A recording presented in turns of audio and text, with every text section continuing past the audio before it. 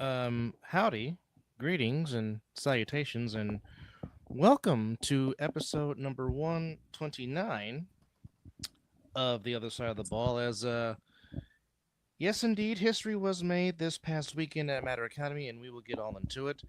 But in the meantime, greetings. It's the Light Skin crew.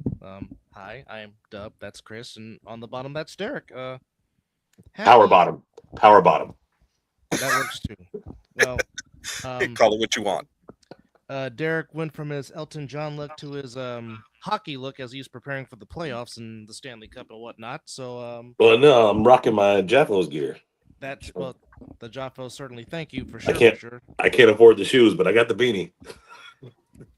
The and joining us is the lights. The on the bottom Light is skin. not. Well, his background is very light, but 2-5 is in the building. Good evening, 2-5. How are you? What's going on, fellas? Hey, What's up, man? Knox, he just called you light skin, dog. That is wild. Well, that's a compliment, okay? You- I just don't have light skin tendencies or light skin behavior. You feel me? But I'll take it. Well, that's why I said So, your background is very light skinned. I'll say that. and I'm just curious on the whole light skin tendencies. What's that? you know That what right it is. there. That right there, what you just did. Right. Good evening, Mr. Perry. How are you? Hey, what up, Chris? What you got? I know you got it by you. Let's get one. Come on. Oh, Always. the Cavassier is in the house, indeed. I got water. That makes two of That's us. good too. So, Double D. That's good. water, aqua. Two waters and two guys drinking alcohol. What can I say? Yeah, wifey's already here, so let me step away for a second and see if I can come back. All right. Well, very smart. Getting permission. What's up, Brian? Brian, what's up, man?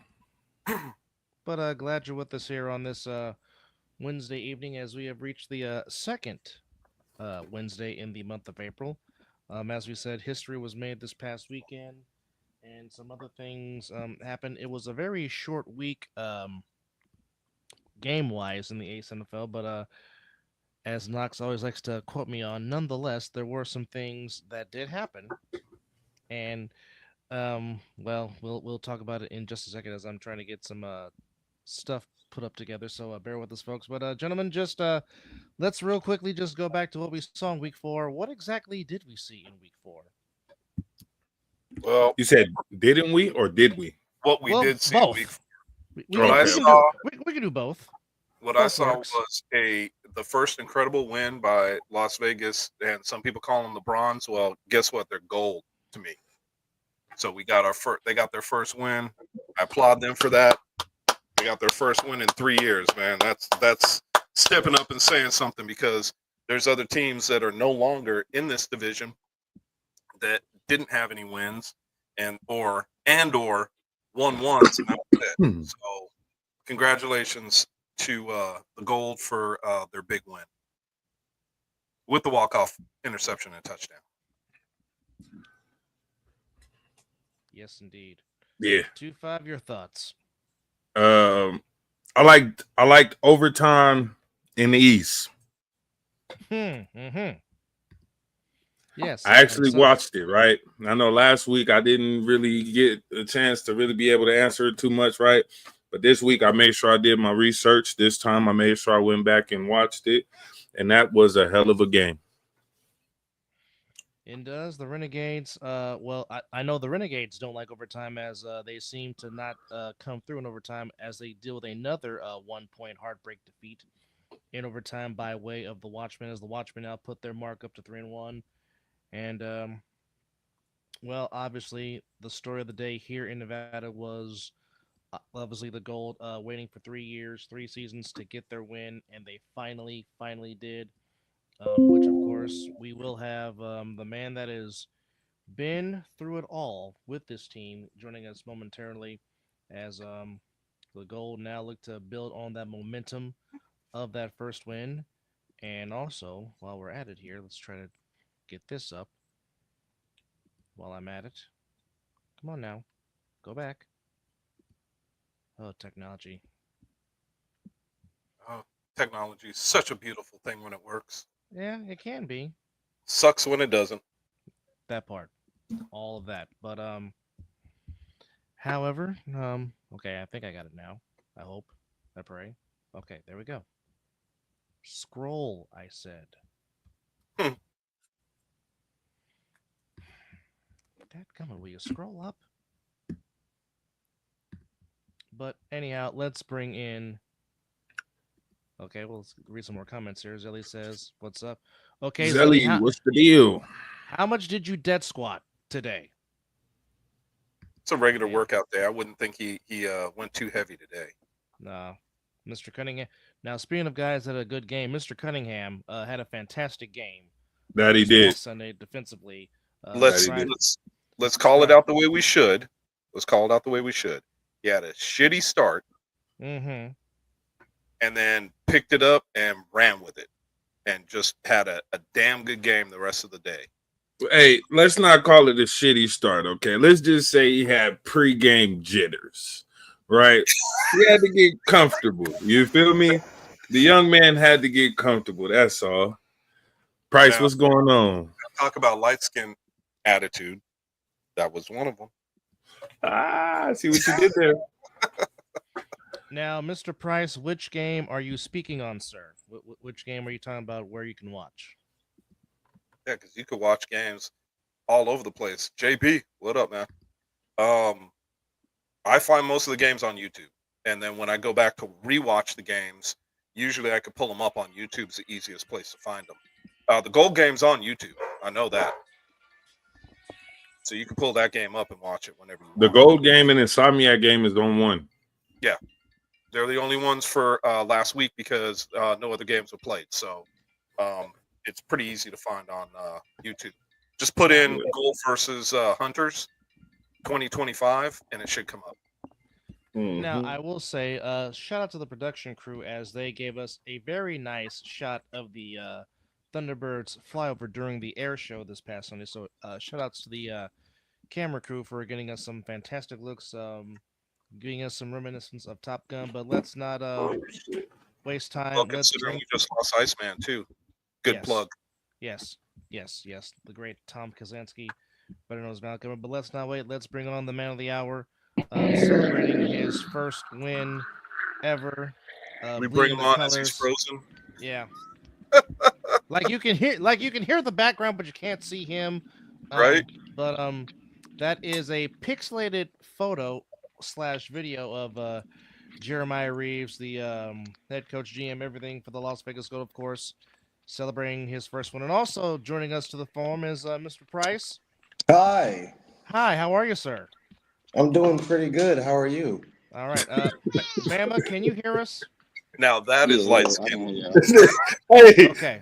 hey, Price be killing me with that shit. What's going on, Price? How you been? How are you?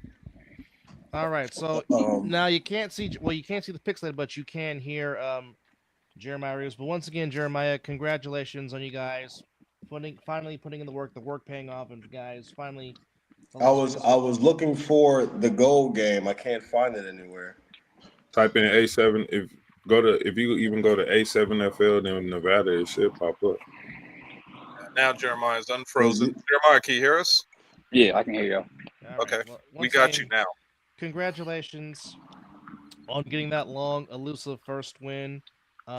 Again, just take us back to that moment to where you knew when Lasante made the interception to where finally you will get that sensation of victory. Man, just going back to when the Gold first debuted back in 2022, and we played the Hunters for our first game, and they beat us 34-19. So when he scored that final touchdown, that shit just brought back memories of when they first beat us for our very first game of the A7FL. So we finally got our get back on them. Well, that is one way to look at it. I mean, as they say, revenge is a best dish served cold, but just for you personally, because I mean, players change teams all the time, but I mean, you have been there since the inception. You have endured everything. Like, just for you personally, just take me through your final moments as it finally became a reality this past Sunday. Man, just after losing so many games, it's just like, man, just got to keep going. You can't give up, don't stop, just got to keep eventually you're gonna win. So going back to Chris Vieira, we had that conversation in the parking lot. So that whole first opening drive when we first scored, it was like, remember what Chris Vieira said: run the ball and hit them slants. And then my man Knox said stick to the game plan. So basically, that whole first quarter was what we was doing. Guys, quick question. Is this the quarterback right here? Yes, it Yes, is. it is. Okay. I did see some clips, and I just want to say the way you stood in that pocket and delivered that post route, that's how you're supposed to do it, young man. Appreciate you, Brody. That was very impressive. But can I just wanted to ask, you guys said that you guys didn't win a game in about 3 years. How long was the losing streak before you guys finally won? So the beginning of spring season 2022 or 23, I believe. We won our first game in the fall brawl that we first had. But, people don't count the fall brawl against us some years before they was reborn. So spring season, we haven't won a game until last Sunday. I just wanted to say also, teams like that in this league usually fold if they don't win a game in a couple years, or they usually join another team or change their name. Kind of how Spanktown did, because Snow Tribe, because Snow Tribe was Spanktown for a good about 3-4 years Right. before they changed their name to Snow Tribe. So it takes a lot for a team that's not winning to stay committed. You feel me? So look at what the Animals are doing now. So I'm not saying you guys are going to turn into the Animals, but if you guys do stay committed and stay consistent and do some recruiting, this one win can turn into something big. Hey Jeremiah. So what was your recruiting like for this coming up season, right? Because I see from where you started and to where you are now, your numbers are going up as far as being able to get people to come play. You feel me? Or just buying into the program of what you got going over there. How'd you go about recruiting? Bunch of high school kids. A lot of them 17, 18, 19, 20. Nope. I think a bunch of them That's know how over you the do age it. of 22. It's only like 5 of us over the age of 30. The rest of them all 25 and below. So we'll go to the park or go to some of these high school football games and just ask y'all want to play football? What y'all doing after high school? You can play at the age of 17 if y'all want to come get down and get some more exposure outside of high school football and build your rip up for college. That's the best way to do it. Now, that's probably the best recruiting I have ever heard so far, because not only are you getting young players, you're getting players that if they're committed to your team, Well, I still applaud you it's for going to that. I be a think that cornerstone. It's going to be the down the way you did cornerstone, literally. and for 3 years, and then coming back with the team this season, and to come back and have a big win like you did last weekend was huge. Yeah, definitely. I think that our conversation was cool, but I think you need to expand on that now and start calling some more plays with some shorter routes, so that way you guys can keep doing your thing. Right.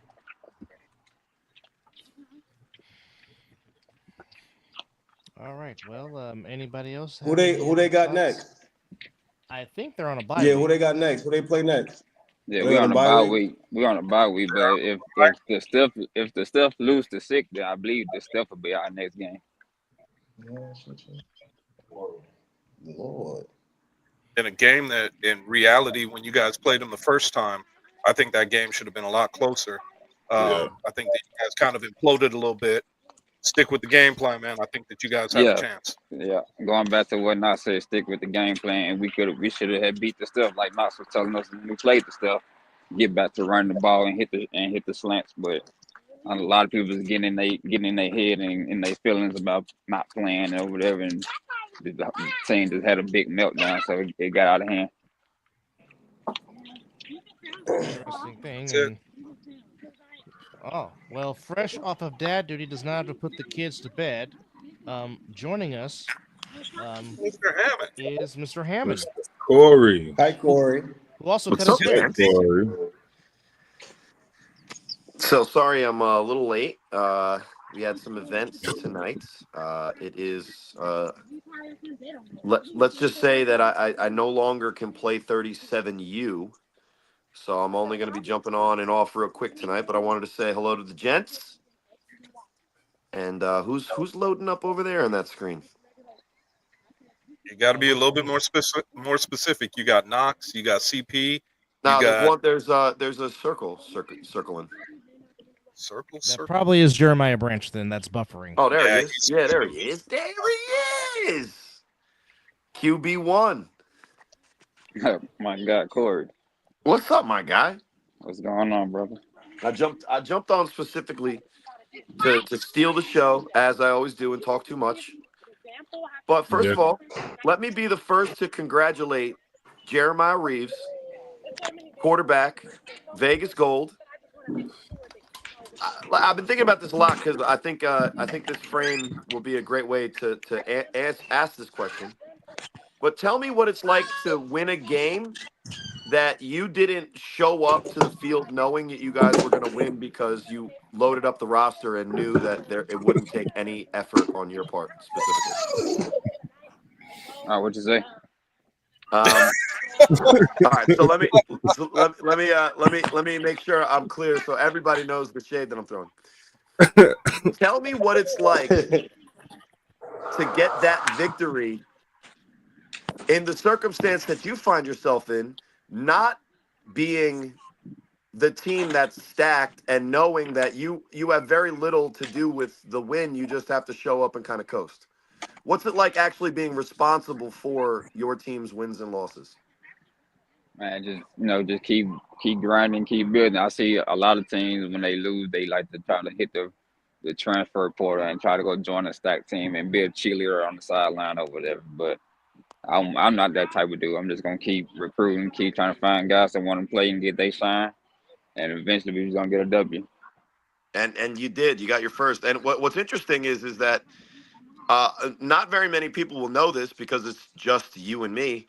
But you actually called me before week 1 to tell me a little bit about your team. You were feeling good about it. You had guys with different skill sets, and you asked me a question. What would I do if I were you and trying to beat the Insomniacs? And do you remember what I said to you? No, that was after that game. I took a lot of hits that game. I don't remember a lot from that one. Yeah, so after I then spoke for probably a good 25 minutes, what I did say to Jeremiah is, man, I've been playing this league a long time. I don't even know what I would do, right? I think there was something to that effect. Yeah, something like that. But another thing is I think it's a really great example for guys in this league because, look, the Insomniacs figured it out, and they got a great team, and they're back-to-back champs, and I don't think anybody's going to talk to them and tell them how to do what they need to do to get right. Sick with it, again, led by Mark Gray, great football guy. He's got the pulse of the flag lead. He's able to recruit. Force, scared, left, cried, gone, right? And then it's the gold, right? So you're in a very similar position that I've been in the past 2 years. You're showing up to games, you know what it is, and you go out there and you fight, and it is what it is, right? It happens. Right. So entering this game, the opponent you faced, very interestingly enough, about 5 weeks ago, was on this very show's comments, cranky and crying like babies that the Hunters themselves were not included in the top 7.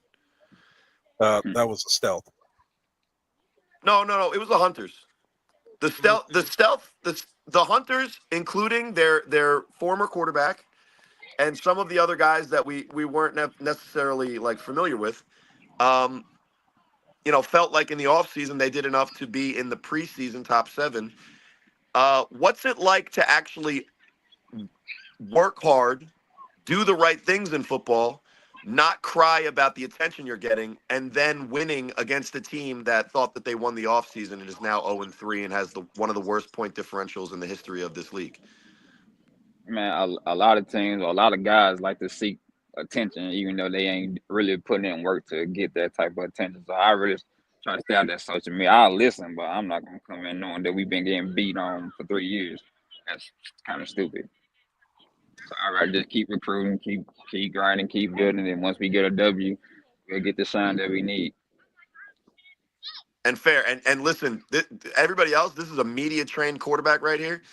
So obviously the flames you see getting spit in this interview are not from the guy who just torched the Hunters on the ground and in the air, but the idiot old man who's I guess just jumping on this this thing to steal the show for 15 minutes, and then I'm going to say goodbye.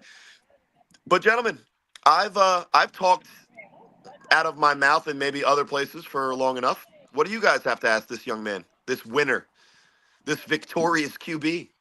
Well, The crazy part is that we game plan for Yodi and Perry. We ain't know nothing about Snoop or the other guy, so they kind of hit us with a trick right there. But we still held down on defense and got it done. and not for nothing, Corey, we know you came in a little bit late. We were already asking them questions and talking. Oh, my bad. You're good. All right, good. Well, then I didn't, jump on, saw him loading up, and then just unleashed all the things that I was thinking about. No, No, there's but- there's more than a few questions that we crossed, and it sounds like Dub's got another one. No, but Corey, while you're here, since you are giving us feedback from the East, just tell us of what you thought of what you saw in the East this past weekend in the league from your. So, I mean, really, does anybody want to talk about BIC Buzz too much? No, not really. Yeah, like no disrespect to the Buzz. I know a lot of those guys, and I know they were out there kind of trying to do their thing and everything. But I think, that game is what that was, right? Is not the exact same energy as the Insomniacs playing dominoes and calling plays via live, which I thought is great for the league. But that's that take right there. Everybody knows what happened there. But I think it's interesting to kind of talk about a lot of the things that happened in the Watchmen Renegades game, because the first thing that jumps out to me is the Watchmen have for a very long time done the back and forth quarterback thing.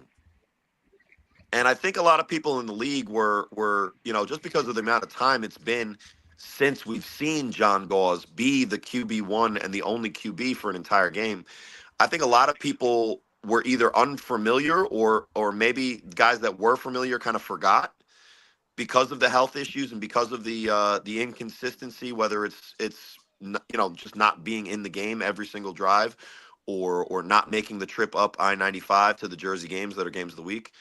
But John Gauze has always been that guy. And I would like to say this, the Watchmen lose that game by a lot if he doesn't account for probably about 80% of their total offense. They had almost zero running game. Shout outs to their defense, but for a guy that's been in the league almost as long as I have, and shout outs to Reeves over there. You're coaching, right? Yeah. Yes, yeah, you're the man. Another coach in the division, huh? But for that Watchmen Renegades game, I think the first thing that jumps out to me is that the type of warrior and competitor and champion that John Gauze, Ace Boogie, was on full display. And I think that it's not a hot take to say that the better team that day lost by one. And I think it's a lot to do with the quarterback.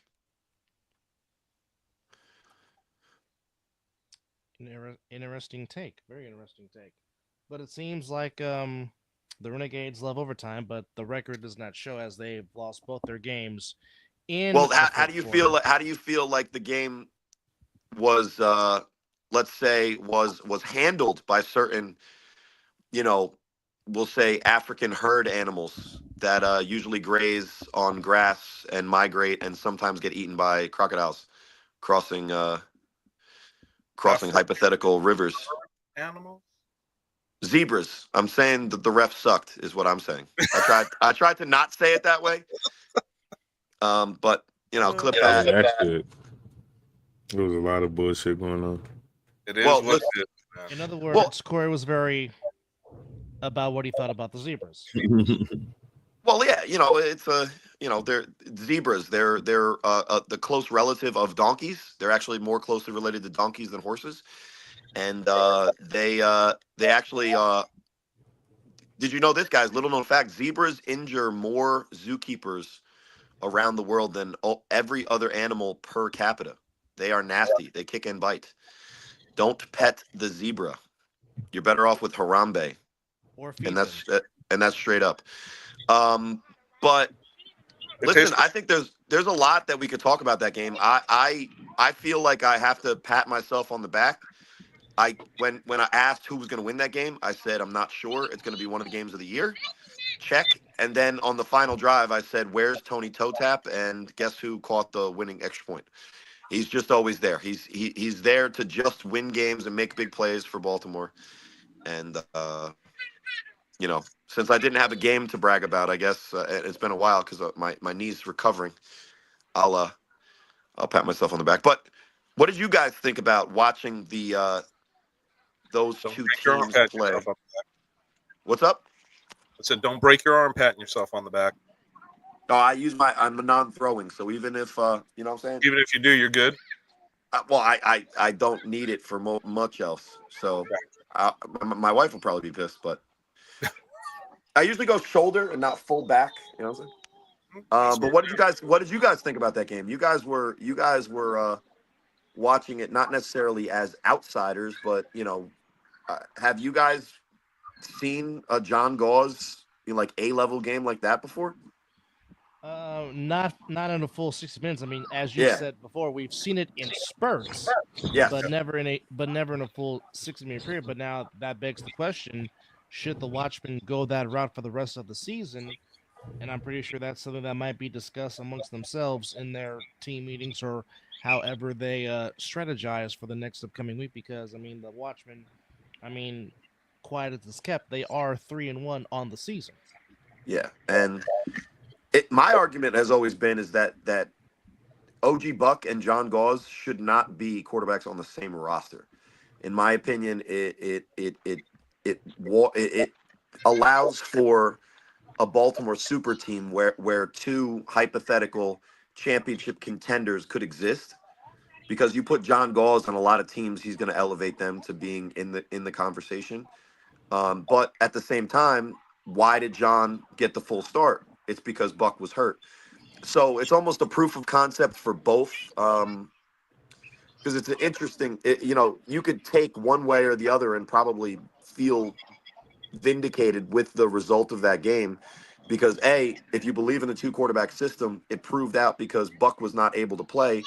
So then you had a guy that could step in. But at the same time, wouldn't it be better for the league if both of those guys were the heads of were the main driving factors for two teams out of Baltimore instead of one or the other? When we talk about and I've heard on with you and please, when I say this, it's not a knock. I'm just saying. Oh yeah, absolutely. About this from your standpoint, from the Joffo standpoint, from other players' standpoints, I hear a lot of wouldn't it be better for the league? The fact of the matter is, if we truly wanted to have a very competitive, highly competitive league, what we would all do is take a step back. We would give every team would have a coach, period. We're not even going to entertain having a player coach. You're going to have a coach, period. And you would have per division an open draft. And you draft players to go on teams because in reality, guys are playing together because they're friends. They've been playing together for years. In my eyes, it's different. I'm older. I wanted to beat some of my friends, not play with them. So it's a little bit different, but I understand where you're coming from with wouldn't it be? Can't play the wouldn't it be anymore. We got to play with what we got. And until the league wants to pull everybody off teams and say, okay, we're going to have coaches in a draft, Thank you, Moses. we got to play with what we got. That's boring. I wouldn't want to do that shit. You would lose a lot of players. You would lose a lot of players. You would lose a lot. A lot of people, like you said, you want to play with your friends. A lot of people, Knox, you're right. A lot of people would be too scared to be by themselves without like an offensive line like Kenny Mack and Oos and Schwenk. And if they had to literally play with a line that no disrespect to the Gold, but if you put a lot of guys in Jeremiah's situation, they don't even show up to the game. They fold and they have an excuse. So I think what here's the thing: do we want to really put our league in a position where we have competitive games every week, where the outside fan isn't worried about what celebration the Insomniacs are going to do when they're up by 50, and would like to watch a game that's actually interesting and you're not sure who's going to win before you show up? Or I mean, do we want to have an outlet for somebody who thinks their friends are better just showing up? Like I said to Jeremiah earlier, there's no stress, no pressure. You know that you don't have to do your best to win the game. You just have to not sell like the entire game. And there's 40 guys and somebody's going to pick up the slack in one way or the other. And you jump on a team with probably, I'd say, and this is no disrespect to the division, but I would say probably 9 out of the top 11 best players in the division are on one roster. And to your point, Chris, I think that's actually been floated as an idea if we were to go national with a big time sponsor. The problem is that there's guys, like Knox said, they're so scared of actually being on their own and having to prove that they're actually good at football that they would fold and they wouldn't even show up if they were on a team that they didn't think that ain't like necessary. up front was going to. That's not necessarily what I said. I just said it would be a bunch of bullshit, and it would be a lot of players that would lose interest in the league itself. Right, if they because couldn't of show those up type and of those be type on the of better roster and situations. know that if they played poorly that nobody was going to notice and they would still be able to post to Facebook that they won. Yeah, I think Nah. that's the facts right there, unfortunately. But I would say this: I don't think that we should split up great teams like the Insomniacs, or we should look at sick with it and say like you gotta ship your guys other places. My pitch to the league for the competitive balance was cap the rosters at 25. You're telling me in a 7-on-7 league where there's 7 offensive players, 7 defensive players, that you can't field a team of 25 guys and have enough depth to make sure that, this or that, you could show up? That Because must then be what an you would- across the league thing, though. That's But an then across what you the would- league. But what I'm saying is then if you force teams that have 40 right now to drop 15 guys, and you couldn't just have like a depth chart of 1, 2, 3 in some positions that are really important, like offensive line and defensive line, that Corey, are what's the all roster on the right one now? best team. What's I the don't roster know. right now? The rosters, I believe, are 40. I don't think they're 40. I think it's much No. less. It's like I'm pretty 30. sure it's not 25. It's No, I like think it's 30. it's 30. It's not 40. But I understand where you're coming from. But like I said, the only way that you change the dynamics of a situation like this, and the only way you change the dynamics and make everything highly competitive, is by changing the dynamics like the NFL does, and that is free agency and a draft. So that way you have competition at every turn. And I agree with Knox. You're going to have guys that don't want to do that for one reason or another. I don't That's it. necessarily that it's Man, you got people that's gonna say that they want to get paid for doing stuff like that. exactly. There's I think that would make it different. The funny thing about the getting paid though is no one's stopping guys in our league to go and get paid by other leagues. It's that they're not good enough. And for all the guys that are D1 in this league and they're really great at football, I'm not trying to disrespect anybody. We have some ballers all over the country. real bullshit. Tell me where I'm wrong. Here's the simple fact: we got all these D1 guys, and they're great at football. Remember, I'm not disrespecting them, but they play in the same league as my fat ass. So if they want to get paid, that's awesome. And I know that there's a lot of guys in this league that do make a decent living, or are solid grinders and hustlers that make a lot of money in the flag circuits and all these other things. If the reason that they're not playing the A7FL, if it were to restructure like we're talking about, is because they want to get paid now, that they're actually not able to show up and look at their offensive line, which is going to dominate. And that's not just the Insomniacs, by the way. That's a lot of teams in this league. By the way, you said you're fat ass. Don't forget about Jamarcus Russell.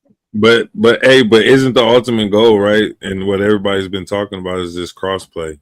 So whether they're or whoever is the top in their division, at the end of the day, the main focus is going to be your competitors when you do the cross play. Well, there was an idea floated, right? For this exact problem, because let's be clear, when you guys do a Vegas weekend of games, after seeing what the Insomniacs did to stick with it, are any of the teams out there standing on the? And this is no disrespect again, Jeremiah, to the Gold, but any of the teams out there standing toe to toe with the Insomniacs right now, giving them a game that's similar to the Watchmen Renegades? They're not recruiting.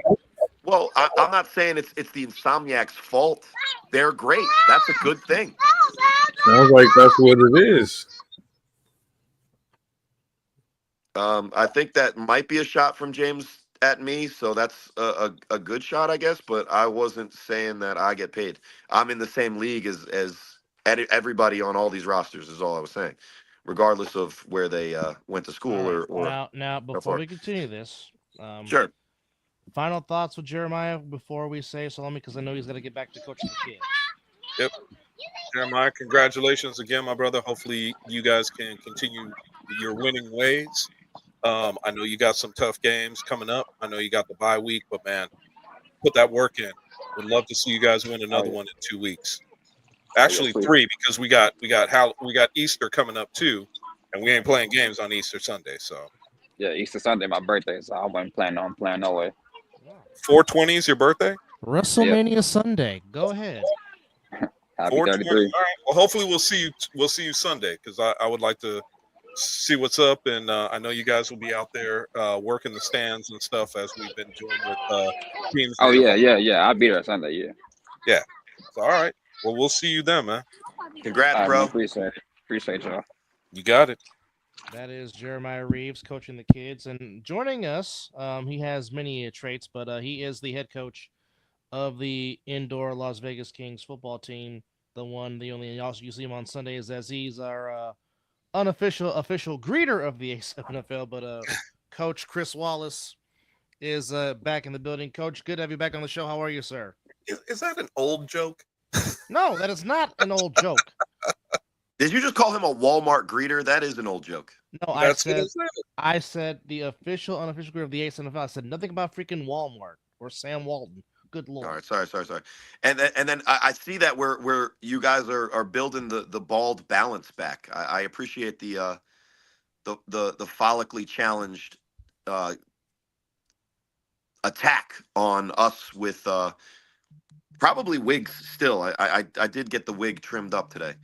But shout outs to my guys with the shine.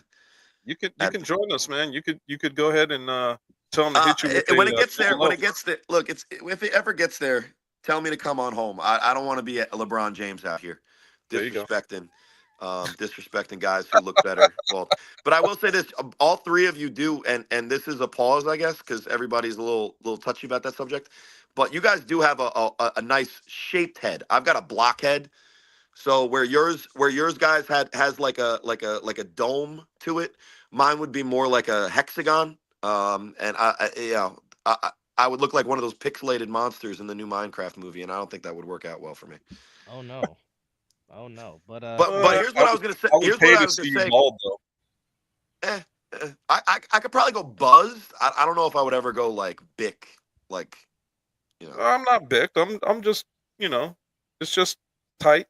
That's all. I don't know. Maybe if I'm good enough to feel myself for like a bet one day, I'll do it. But I'm still working on trying to improve my game so that I can back up all the shit I talk. But I did want to touch on one of the things that we were talking about, because we kind of just generally got into parity. One of the Knox was talking about the crossplay, and then it brings up a conversation that actually was had behind the scenes, which was one of the general managers for one of the teams pitched an idea where we do the regular season, right? A7FL does the regular season in division. And what would happen is after the in-division play, the division would then have a representative kind of like all-star team where, for instance, in Vegas, the 5 teams would play each other out, and then guys that jumped off the screen on some of the other teams that aren't good enough to like make the air quote like playoffs, you know, the top team would be able to absorb those teams. And then really what it would be is a bunch of group play. And then all of a sudden now it's the Vegas All-Stars versus the Ohio All-Stars versus the Baltimore All-Stars versus the Jersey All-Stars. And it would be a framing like that. What would you guys think about a similar situation? Because that was pitched. I have thoughts on it, but I would be curious to hear your guys. And what's up to the Jaffos, by the way?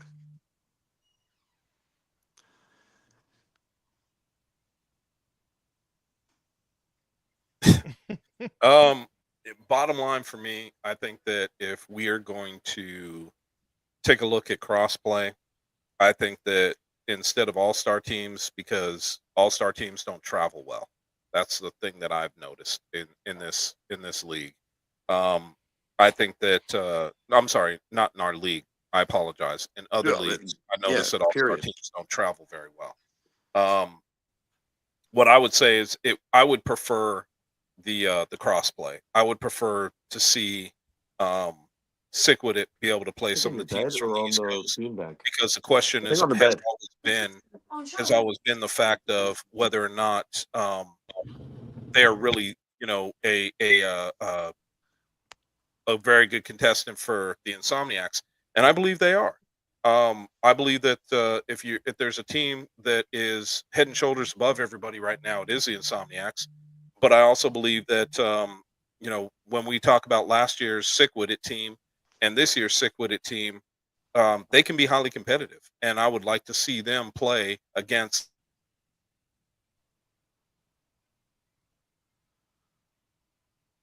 Oh, he's building the anticipation. Yeah, technology. He'll be back. But Coach Wallace, welcome, sir. How are you? You're muted. I'm doing good. Good to see you, brother. Good to have you back on the show. So, you, sir, have a very busy weekend as Chris comes back and joins us here. You and Mr. Vera have a very busy weekend, as you guys will heading to the altitude this weekend to play a football game. Talk to us about that real quick. Yes, I'll take 5 guys. We have 8 guys that play in the A7FL. We're heading to Denver, Colorado to play against the Colorado Spartans. It's going to be an arena game on Saturday night at 7 p.m. their time, 6 o'clock our time here in Vegas. It's going to be a very competitive, hard-hitting game. Now I'm trying to get the graphics up here. Bear with me as I'm trying to find it. There's it. Hold on. Come on now. Slow pitch softball.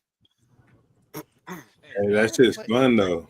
If y'all play softball, I will get in there and play. I will come out of retirement and play some softball. I'm just, saying. Well, it just goes to show, Derek, that that the Insomniacs are such great guys that after they got what they got out of this league, that they're ready to just quit and not play. So that's fun. it's embarrassing. But anyway, gentlemen, I think that Mr. Wallace will be a much better guest to talk about what's going on in Colorado. I do have to get out of here because I have to help my wife. But as always, I love everyone. Congratulations to the gold. They for real are we'll say the tits. I don't know if that's fair to say. What? But no, it's an inside joke here. So you guys can read into it how you want. But love you guys, love the fans, and listen, I deserve hate in the comment section, so fill it up. Support the league. Love you guys. And of course, as always, Corey will try. He will try. But just talk. Well, actually, Coach, who are the 8 players that you have on your team that will be making this trip with you to Colorado for this upcoming Saturday's game in Colorado? Okay, so we have with the gold, we have Robert Burns is coming down. With the Insomniacs, we have William Carswell. With Sick With It, you have you have Darren Palmer. You also have, let me look at my list real quick. Siobhan Richardson, but he's not going to make this trip, but he is on our squad. We have big Reginald Black, one of our old linemen is coming out. We also have Deontay Flowers, one of our DNs, and I believe that is it. And of course, you have Chris Vera on your coaching staff. Yes, indeed. So, Chris, have you had any chance to watch film on on your opponent for this upcoming week? And what do you guys think of your opponent that you guys are playing with? Well, I haven't had a chance to watch much film on them, and I will. But coaches kind of told me in the past they've been pretty tough, and we've got to be on our P's and Q's when we're playing against them. And for me, it is one of those situations. He kind of saw me ride the wide receivers' asses a little bit on Saturday with our practice. My thing is kind of no nonsense. Look, if you're not running the right route, I have no problem yanking you. He knows that. So the situation is pretty simple, and that is that if we are out there playing, we're out there to win. Plain and simple. We're not coming out to I can't say it any other way. Pussyfoot around. We're out there to make sure that these guys understand we're for real, and we're going to come out there and put a little something on their ass that they're probably not ready for. All right. So now you guys are officially a part of the now is this the National Arena League, the NAL? Correct. Okay. Our next two games will be against NAL opponents. We're independent, so we can play basically anybody around the country. Oh, okay. Now, what's the ultimate goal? I mean, will there be like a Western Conference, Eastern Conference type of thing with the NAL? What's the eventual goal for this league per se? Well, these two particular teams, with Colorado coming this Saturday and then Idaho the following, these teams are all on the West Coast. They're all Black ownership, so it's minority ownership. So between that, we kind of have a family, and we kind of pit things together. So there's a lot of things happening on the West Coast. With us, we're going to get into some 11-man as well as playing some 8-man. So we'll play some teams like the Tampa Bay. We'll play Alabama, both of those in the South, and then we'll play a team out of Texas as well. All right, so definitely some competition building up. 2-5. Any questions for Coach Wallace? Yeah, man. What's going on, Chris? How you doing? What's going on, Knox? How you doing? Nothing. I've been itching to play some Nevada tackle padded stuff. I wish I could. But, my work schedule right now, I told you, I'll get with you about that. Yes, sir. But look, we're going out there, right? How many times have you guys traveled? So we the last 3 years, we've been a traveling squad. So we've been all over the country. So we travel well. And, I'm taking 25 dogs down there. Everything's going to win in the trenches. They got some big guys on O-line, D-line, but I think we got some quickness. And I don't think they'll be able to match our skill positions. Cool. Who you got a QB? We got Reggie Young. He's out of Los Angeles, California. Okay. And then wide receivers, we got Tyrone Leakins. We got William Carswell. We got Darren Palmer. And then we got, we call him the Greyhound. He's from St. Louis. His name is Dominique Atkins. Pretty solid. Oh, they're a solid bunch, man. Let me tell you, they are not afraid to get out there and mix it up. And the only thing that I was talking to them about when we were at practice on last Saturday was going out and hit people. Don't be afraid to hit the cornerbacks, especially when you got a running back that is coming behind you. Go ahead and knock that cornerback on his ass. I'm good with that. Yes, indeed. Then we got two big corners that they're not going to be used to Knox. We got one is 6'5", Rowdy Futrell. He's from Los Angeles, California. And then also we have Kason Robinson. He's from Cleveland, Ohio. Kason 6'3", and Rowdy is 6'5". So both of them huge corners. What's up, Moose?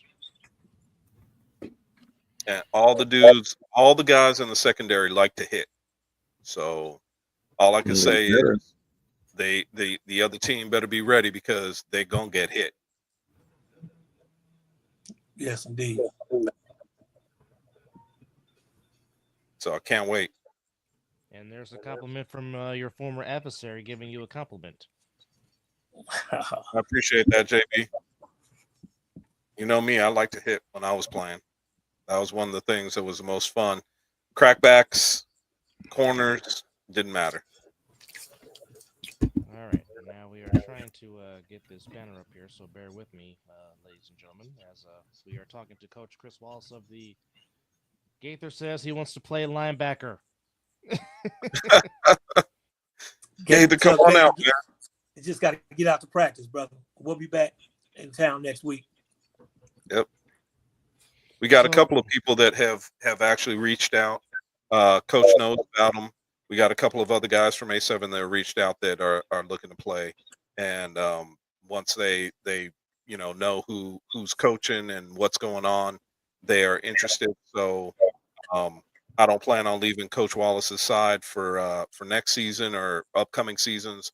This is something I want to do for the long haul. So I'm interested to see what else we can gather and see where this thing goes. I'm trying to recruit that big monster right there, Big Knots. Trying to get him back in the pass. Man, I love having him playing with us, man. That'd be one of the places that I don't have to worry about no more. Man, look, I still got all my stuff. I keep prepared of everything. So I be wanting to play. I can't play tackle. I can't play flag right now. I can't do nothing. So I got to do something. Okay. And when you're ready. There we go. Now, folks, just to keep you in the process, this is where you can actually stream the game and watch these guys and watch Coach Chris and Chris on the sidelines. So there you have it. It is the Kings against the Colorado Spartans on April the 12th in the Mile High City.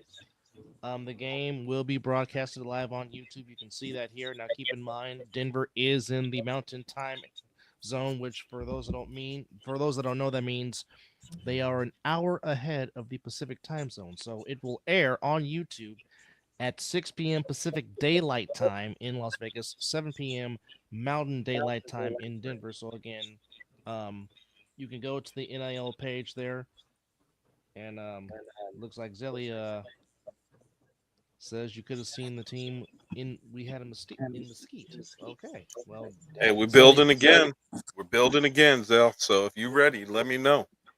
Well, my first take of Zelly was actually in the exhibition game against the Saints 2 years ago in Bullhead, where he actually caught a touchdown pass from the lefty quarterback. I forgot his name, but I mean, Zelly ran a beautiful route, and the quarterback put it on him. So that was my first experience with the Las Vegas Kings as they took care of business against the Saints. So very interesting to see how this will take place. But there is the info on your screen. So if you want to watch and support the Kings, which of course Derek Duncan is a part of the front office along with Las Vegas Kings. So this really has become a family affair involving the Kings with Coach Chris Wallace and of course the coach of the wide receivers, Mr. Chris Vera.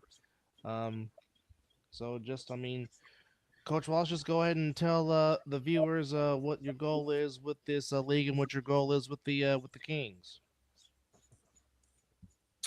So we've been around since 2016. We just want to keep, the forefront of the community. We're a community-based team. We love to get back to the community. We love to work with kids. Obviously, we have a partnership with the A7FL. Derek Duncan will be in the house this weekend in Denver with us. So I'm glad he's traveling with us. That is my business partner. So really excited about that. And we just want to give the best we can and give guys opportunity to come up to play at this level. It's going to be exciting the next few years here in Vegas. Now, when you guys do have home games out here in Vegas, where will the facility take place at? So we're in the process of building our own arena. Right now, we have a couple different areas and avenues we can play out in Bullhead City. We're trying to reach out to Mesquite as well. Right now, the Rising Star Sports Branch, they're not doing anything right now. But once we can get some more activity down that way, we'll play there until we can find a home here in Las Vegas.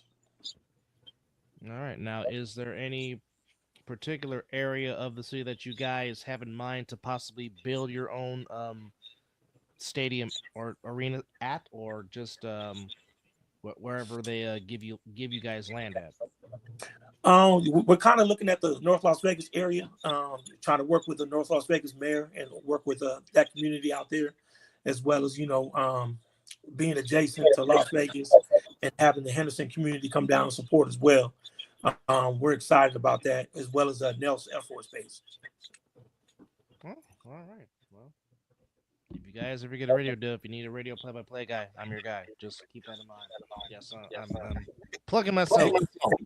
We keep everything in the family, so we'll definitely have you guys involved. Shout out to that. 2-5, what you got for Coach? Let me come play team manager. You're more than welcome, Knox. You always part of the family, brother. So you're more than welcome. And when Coach says it's all in the family, there's a reason. I mean, you look at the coaches, you look at the players, and everybody who's involved with this, and it is an A7 FL family at the start. But then all these guys, man, it's nothing but family. And I am very proud and honored to be able to fly with them on Friday, get out. I think that we, win, lose, or draw, we're going to give it everything we got on Saturday. So for those that don't know, and I know 2-5 has done it before, just what's the just talk to our viewers about the difference of playing in a high altitude as you guys will be playing in Denver as opposed to playing in normal circumstances as you do in Vegas. Just talk about that real quick. And Knox, please chime in too, because I know you've done it a few times yourself. So little preparation for this week was just to make sure the guys are really hydrated, because when they get indoors, they just think that, although the sun is not on us, it's real quick to cramp up. So I make sure that everybody's eating well this week, getting plenty of rest. And, we ran a lot in practice to get ready for the altitude. And I know Knox has played out in Denver, Colorado, so he can definitely speak that from experience. I mean, yeah, it's it's different, but again, when you, like Coach said, or just train your body. I mean, don't get it twisted. I'm not like really training. I don't do that. But it's like I've been there just so much to where I just got to learn how to adjust. You know what I mean? Like you said, just stay hydrated. Fruit. You know what I mean? Like just certain stuff, because you get tired. You get tired. You get to breathing. You know what I mean? A lot of those guys though have been out there. I'm pretty sure, even just for flag tournaments, because they hold flag tournament out there, I think like in June or something like that every year. So a lot of guys go out there, so they're pretty used to it in a sense, themselves. But I mean, it's not that bad. You know what I mean? It ain't that bad. It's not something where it's like, oh my God. I feel like we got good depth on both sides of the ball, so I feel like we'll be able to rotate on offense as well as rotate on defense to keep everybody fresh. And make no bones about it, man. We got dogs on both sides of that football for sure. Man, we're gonna see if those dogs like to eat. Hey, look, That's right. Coach, me and Coach keeping them hungry. I hope so. All right, just trying to upload another photo here, so bear with me, fans. What are you trying to upload, Dub? Well, there's actually, like, for those, I'm trying to put up the picture where it has the address and how much tickets cost. So I'm trying to okay. Show that for our viewers, just in case. Appreciate it. If there are some viewers in the Mile High City that actually wants to go and attend this game, that they can. So I'm always trying to do what I can and help promote and bring revenue and EIO. So just bear with me, fans. One good thing about it, we're playing at the Denver Coliseum, so it's going to be exciting to be in that building. Without a shadow of a doubt, it's going to be a lot of fun, man. It's one of those, when I had my first game a couple of weeks ago when we did the indoor, and we traveled to California, and that was my first real arena game. And the guys were, when you see the size of the field and you see the speed that these guys have, it's almost a cringeworthy experience for some of it, because you see them going down the sidelines, and when you hear the hits and then the wall, it is every game that I've ever seen of arena football, the noise that you get from guys getting hit do not do it justice. When you are live and you hear those hits and the wall, and let me tell you, that does it justice. And like I said, there's a few hits that were cringeworthy where you kind of look the other way because dudes were getting lit up. So it was, it really tells you something about this game. All right. So for those in the area, as you can see on your screen, if you want to attend, for those that live in the Mile High City, there you see it. It is at the Denver Coliseum, as Coach Wallace has mentioned. There's the address on your screen. It is $40 a ticket. It is the Rare Breed 7 vs 7 fundraiser. Again, it is the Colorado Spartans taking on the Las Vegas Kings. Again, that is Saturday, April the 12th. Again, kickoff starts at 7 p.m. Mountain Daylight Time, 6 p.m. Pacific Daylight Time. And of course, you can watch the game on YouTube. Again, if you go back to the previous thing that was on here, go to the Vegas Insider page to where you can click on the link to watch the game. Hey, question. Oh, my bad. Keep going up. My bad. No, go ahead. You're good. Go ahead. Go ahead. I was gonna say, hey, have either one of you went out there and like coached or had a game out there? Have you played out there, Chris? I have not. So I have not. Yeah, I used to play for a couple teams out there in Denver. Some of the like no, how recent? How recent? My bad. This is probably maybe about 4 years ago. Not. Okay. All right. Yeah, I was only saying that. I was only asking because the football, the football out there is kind of big. So it's like even their fan bases, there's going to be a crowd. There's going to be fans out there. They're going to have a lot of supporters. So in a sense, question like, how do you think you guys are going to be able to hold up against that with just we'll say the atmosphere of their arena, So we have like 18 guys, Knox, that has traveled around the country, so they're used to it. They get right involved with the fans, and it's very exciting. Even though they're against us, in actuality, they love being around the professional athletes, and they're talking back and forth. You know what I mean? But everything's respectful, And I feel like we're made for this moment. We've been building up to this, and we're excited to play Colorado in the Coliseum. And for me, man, it's football is football. I don't care where you go play. If you think that the stage is too big, you've already lost. So these guys got to come out and understand that, this is our stage. This is our time. It's time for us to go out there and hang an L on Colorado. If we don't have that mindset, if we are not ready to play, then we can get our asses handed to us real quick. So we need to make sure that the players are ready to play, ready to do what they need to, and understand what's expected of them. And coach has done that, and I will hold up my end to make sure that wide receivers understand that as well.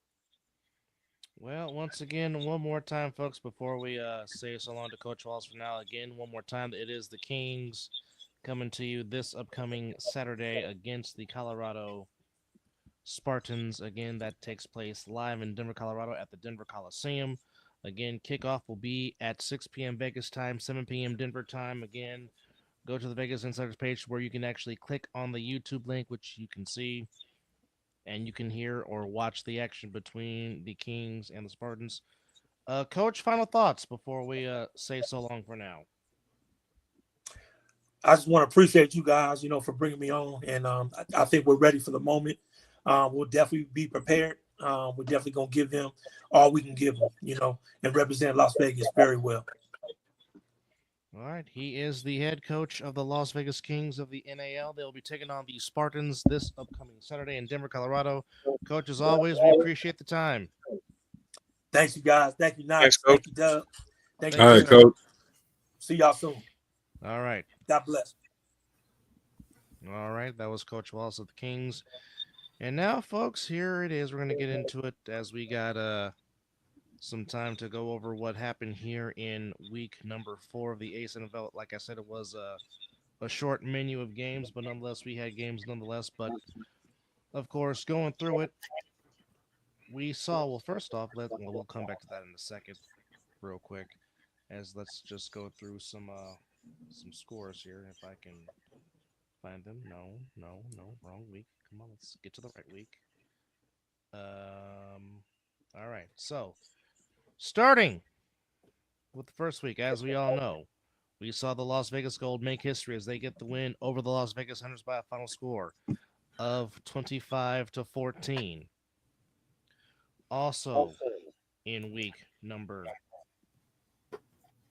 4 of the A7NFL, we saw in overtime, we saw the Baltimore Watchmen get the win over the Renegades by a final score of 25-24 as the Renegades suffer their second overtime loss of the season as the Watchmen walk off in style to get their win, and the Watchmen now go to 3-1 on the season in the A7FL.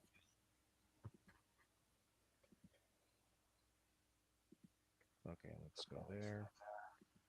All right, well, it does not get any better for the Octane as once again the Crush picked a shutout over Indy by a final score of 41-0. But at least both teams had their extra uniforms, so that wasn't as bad. All right. I know. It looks bad. I know. No, I want to say something, but I'm gonna leave it alone. All right. And the Trenton BIC go to 4-0. They take care of business against the Buzz, 64-12. Yeah, that's true. I watched like the first quarter, and then I was like, yeah. He was like, I've had enough. I've seen enough. I don't need to watch anymore. No. That's good with that.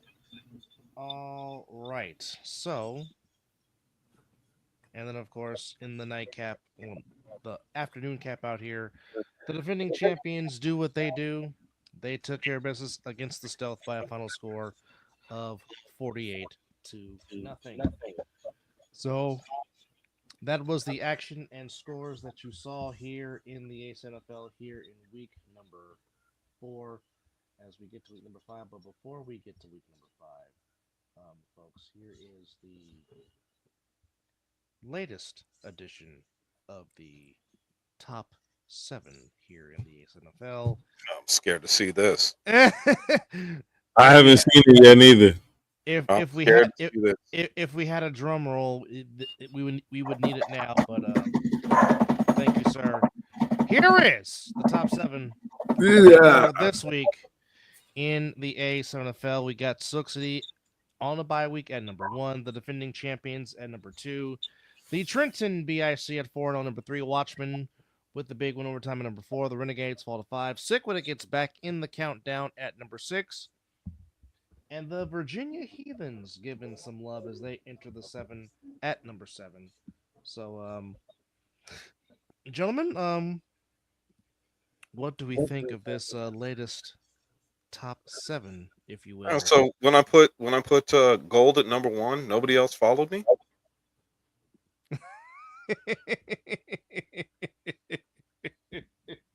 Knox is rubbing his head like, yeah, okay. No, I didn't do that. I actually, it's the thing that does surprise me a little bit is the fact that the Silk City Animals are still number one. Now, Because everybody's they asking me gotta why. play BIC this week. Yeah, but you could ask me why. Nobody asked me why. It's a surprise. And the reason why I say it's a surprise, because Silk City jumped the Insomniacs when the Insomniacs were idle. And Silk City was idle. The Insomniacs should have been number one. Mhm. Just saying. I mean, yeah, respectfully, that's how that should have played out. I mean, you got the 2-time. Yeah, they should have automatically, and then just because they became something, to really, talk about this up and coming season, they should have been at least number 2, and then BIC and them could be fighting type shit, That's what I'm saying. That's Well, that's But just other than that, I like it. I feel like I would take. I don't know how you feel about 6 and 7. I think Well, sick with it is they were both on a bye. So I mean, if Yeah. we're going off that, I probably would swap Virginia and Sick, because before they went to their byes, Sick lost their last game. The Heathens won their last game. So that's probably what I would do. But again, as I've said, in college sports, you only lose the number one spot if you lose twice, exactly. because that's how it goes in college. I understand this is not college football, but however, But we talked about this, Dub. We said that an idle team. Insomniacs won't be number 1 or be a talk of number 1 until they play Sick again. Well, look, that's a man, very good point. That's a valid point. I can understand your I, sentiment. I Absolutely. understand that. I understand that premise. But what I'm saying is, Sick was the preseason, or excuse me, Insomniacs were the preseason number 1. They lost number 1 seed on a bye week. They didn't lose. They didn't play. They lost the number 1 seed. I disagree with that.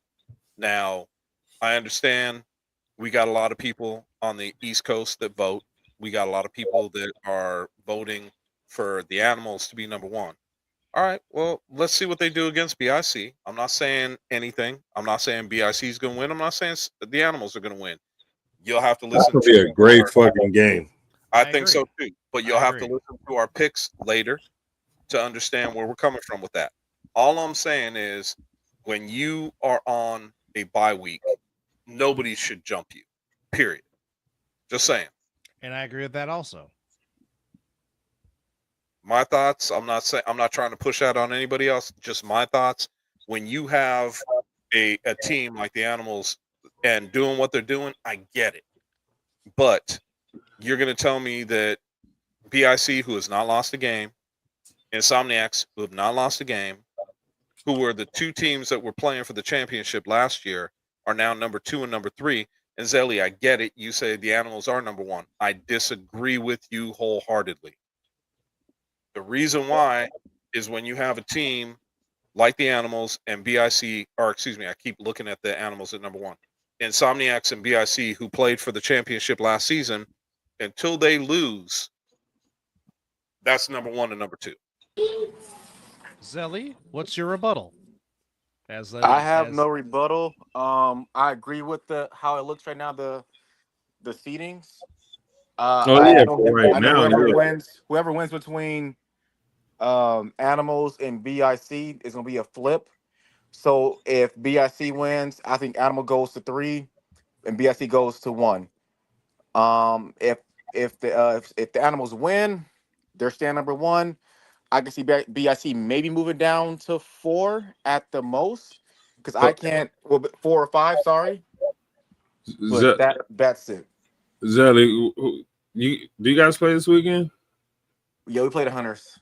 Okay, so then this is when I feel like, right, they play each other. Whoever wins, whoever loses, the winner's gonna go to number 1. The loser's gonna go to number 2, and because you guys play the Hunters, you guys are gonna go to number 3. I won't be surprised to see that either, big bro. I won't be surprised to see that either. And I wouldn't again, be surprised about that, but I think it's bullshit. That's yeah, just I me. mean, but it's nothing like I can really argue with that. We all know the ultimate goal for us. You know, so when I said this a few weeks ago on in the comments on the All Pro Jopos, I really meant it. The rankings was not meant for us. It was meant for the East Coast, and that's all right. I'm not knocking it. I like to see it. Is motivation? Not really, because we know what the goal is. Rankings don't get you a national championship, but with these rankings right here, I agree with it. You know, of course I can argue when we were number one, we didn't have we had a bye week, we got switched, you know. But yeah, it is what it is. There's no point of arguing or even not debating anymore, you know, because we won't get anywhere. We'll get told that we're complaining or it's East Coast hate or East Coast bias. So I don't let them have it. Let them have it, you know. So yeah, I agree with it. Yeah, rankings don't make national champions. I will agree. Wins do. Yes, sir. So I guess at the end of the season we'll find out. But Wins now and that you're on trophies. here, Mm-hmm. you're gonna have to stay on and pick games with us. I got you. 'Cause I It's got time. you. It's time for us to pick games. Yes, sir. I got you. All right. Yep. So You want to I start think us off? I think we do have a full slate this upcoming week, as it is the last week before we take Easter break, or as I like to say, Resurrection Sunday, if you will. But Yes, sir. here on the 13th of April, here is the slate for the 13th. We got 1, 2, 3, 4, 5. And it is 6, 420. I'm just 7, saying. 7 games. So A7 has 7 games coming up to you this week. Of course, here's the stealth here. Here's the slate here at Matter Academy at 1 p.m. Pacific. It is the Stealth against Sickwit, and then the Hunters and the Insomniacs in the Nightcap. As we go back east, starting us off will be the Indianapolis Octane going into Asbury to take on the Patterson Youth. That's at 1 Eastern, 10 Pacific. Then it's the Old Bridge Hawks against the DC Buzz. That's in Maryland. Then the Crush also come to Asbury Park to take on the Renegades. Who knows what kind of a mood the Renegades will be in. Of course, we know In the Lights, which is great. Under the Lights, it'll be the Animals against the BIC and the Nightcap. But another matchup that's also intriguing that's taking place in Maryland is the 2-1 Heathens taking on the 3-1 Baltimore Watchmen. Another matchup that I think nobody's really talking about. Yeah. We're gonna talk about it. So tell us where to start, and let's start picking these games. Yes, sir. Dub, all up to you. All right, so we will start with ET. we will start with the first game in Asbury Park with the Indianapolis Octane making the trip to Asbury Park, New Jersey to take on the Patterson Youth. Of course, it's very rare to say the under 500. Hello, Mr. Tinder. How are you, sir? What up, DT? Yeah. It's very rare to say the under 500 Patterson Youth, but they are taking on a winless team in the Octane. But I think the U gets back on track. It might be a mercy roll. I got the U getting back to 500. Knox, what say you? I got the U. Score prediction?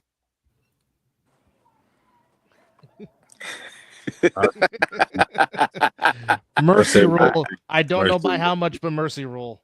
Yeah. Look, man. Couple big hits too. The U is pissed. So look for this to be at least a 48 point spread. That's all I'm saying.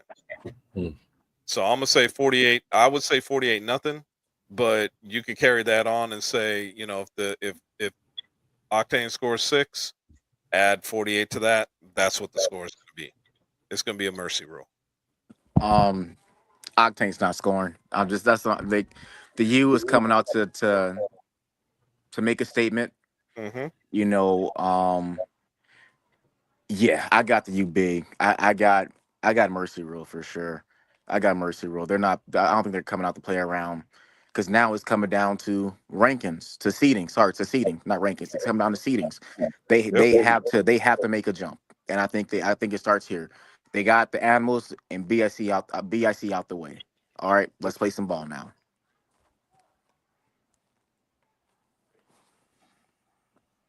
Dub, next game. Coach James says Octane by 20. Oh, he trolling. Yeah, he is. Whatever, he's trolling. Whatever. All right, next up we have a very interesting matchup because this is actually part of the bet. Because as it stands right now, both these teams are in a tie for second place in the Nevada division.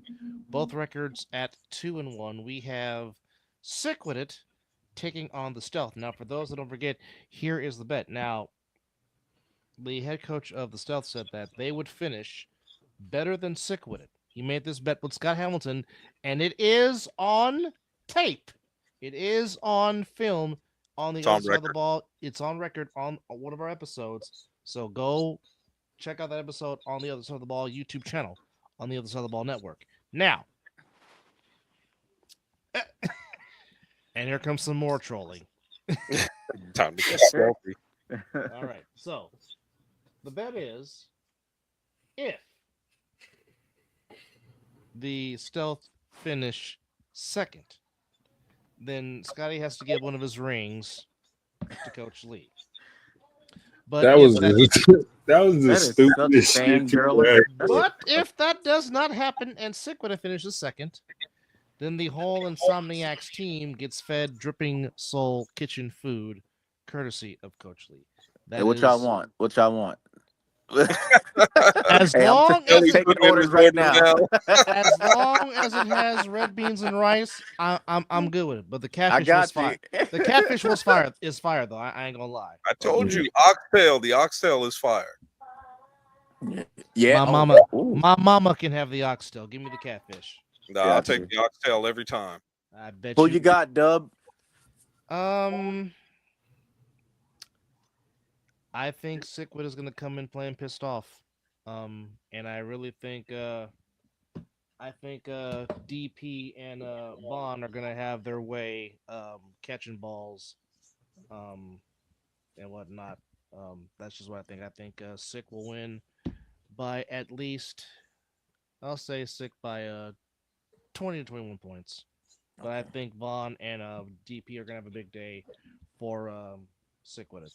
I think Sick gets back on track because they're coming in with a sour taste in their mouth and knowing that they feel like they are better than the performance they gave the last time we saw them.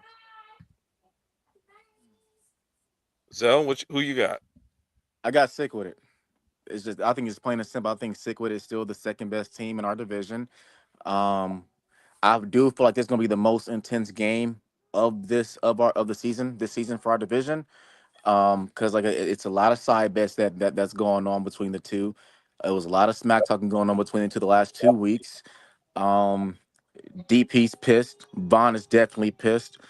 I think Stone King bounced back. I think he throws for 5 touchdowns.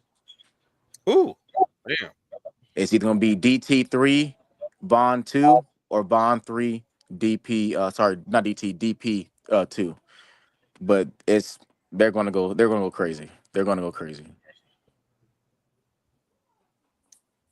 I'll go next because Knox, I kept throwing you in there, so I'll go next, and you can pull it up on the backside. But I got Sick, and no, it's not a knock. It's not a knock because No, I'm reading Coaches Brown's comment. That's why I'm laughing. Oh, okay, got you. I'll read that in a second, but I got Sick for sure, and I think I'm going with Sick by 32.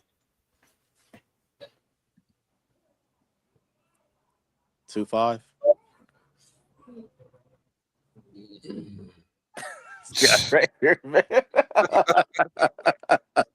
Top flight security. All right. Oh, the world, Craig. First off, Jason, so many thoughts just ran through my head just now.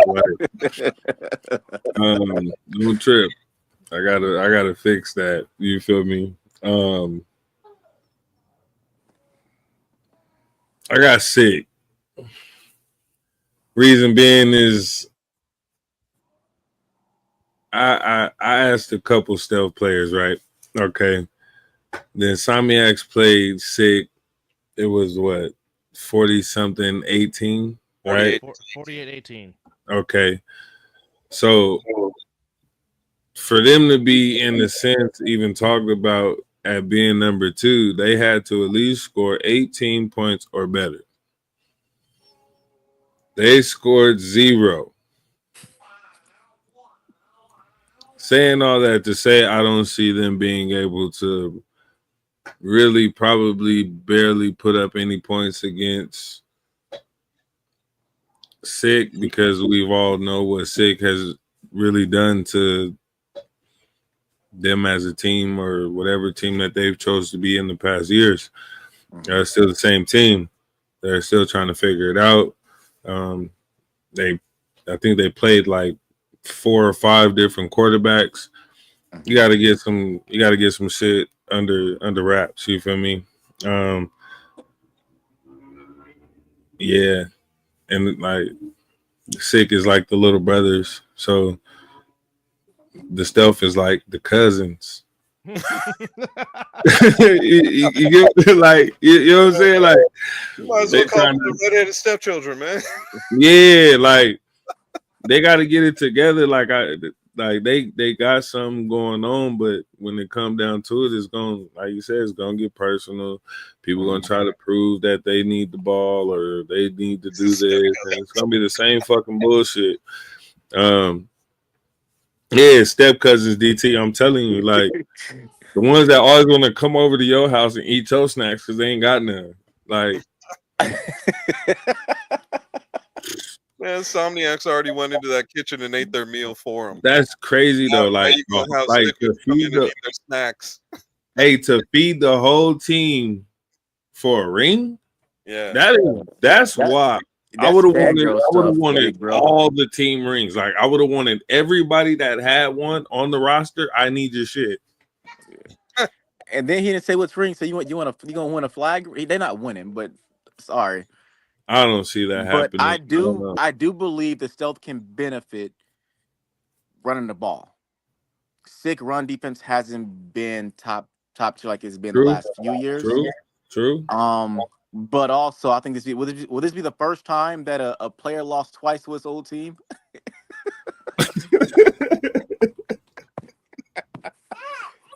Good job, so that's cold, man. That's cold, man. That is cold. That is cold. Hey, but look, I'm gonna keep it real, Zelly.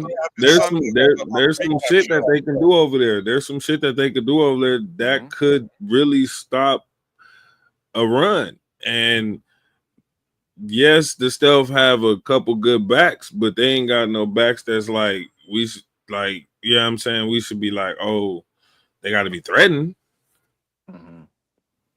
As long as they quarterback, play, they'll be all right. As long as they come and play, if they can all come and play like the Ramsey brothers, it could be a closer game than 21. But they don't. I just feel like a lot of those players they don't have that in them. So I got Sick big, but good job, Mama. Sorry, y'all. But yeah, I got Sick bouncing back. What's the score? What's the score? Because I didn't even give one. I got Sick by 21. All right. 21. I'll say a good 30 ball. Yeah, I'm on the record for 32. Dub. I feel like they're gonna figure it out, and once they figure it out, I said 20 or 21. Sick. 20. Nice. But I got Vaughn and DP having big days. Yep. Me too. All right, going that. Well, I mean, this could be a very competitive game. We have the Old Bridge Hawks taking on the DC Buzz. I'm going with the Ball Hawks. That's Corey's team. I'm gonna go with them because I don't think that the Buzz is very good again, and I'll take the Hawks by 21. This is my coin flip game. I'm gonna do like 18-6.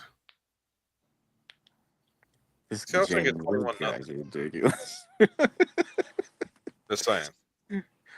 This could be probably the game of the week. I mean, like that it could be close in my opinion, or I can also see the Buzz winning. Sorry, God dang. Almost bedtime. Let me get it out. I'm taking the Buzz. I'm taking the Buzz. Wow. Okay. Yes, DT, I agree. Depends on who plays Huey for the Buzz. All right. Y'all got the Buzz. I said what I said, and I'm sticking with it. Yeah, I got the Buzz. Well, they did put up 21 points in their first win, James. So that's been their team high so far. And then they scored 26 when he got injured. Yeah. But as Suge Light is making his return, wearing the now is putting on the hat and no longer the Joffo beanie, as we are picking games here, as he'll make his return momentarily. What's the next one up? I haven't picked yet. Oh, my bad. You taking the Buzz, Dub? We know you taking the Buzz. We know this. No, I'm not taking the Buzz. I'm actually gonna go with the Hawks because I think they need a win to get back on the right track. So I think they will go to 2-2 because again, the Buzz really can't. I really haven't seen the Buzz score consistently. I know that, Coach Jason, but again, how many points have the Buzz scored? Not a lot. So I'm going to pick the Hawks by the same score they beat the Octane, 21-13. I mean, but just not to cut you off, but who have the Buzz played? They played BIC, who's 3. I The understand. Watson, who's 4. They've run a gauntlet. I understand. And the Heathens, who's 7. I mean, I'm not trying to have you change your pick. I just, whatever. Go. You go pick the Buzz. You good. It's on record. You pick the Buzz. We're good. Mm-hmm. We'll see what happens Sunday. Okay. They have scored 13, 14, 14, 12, 14, 12.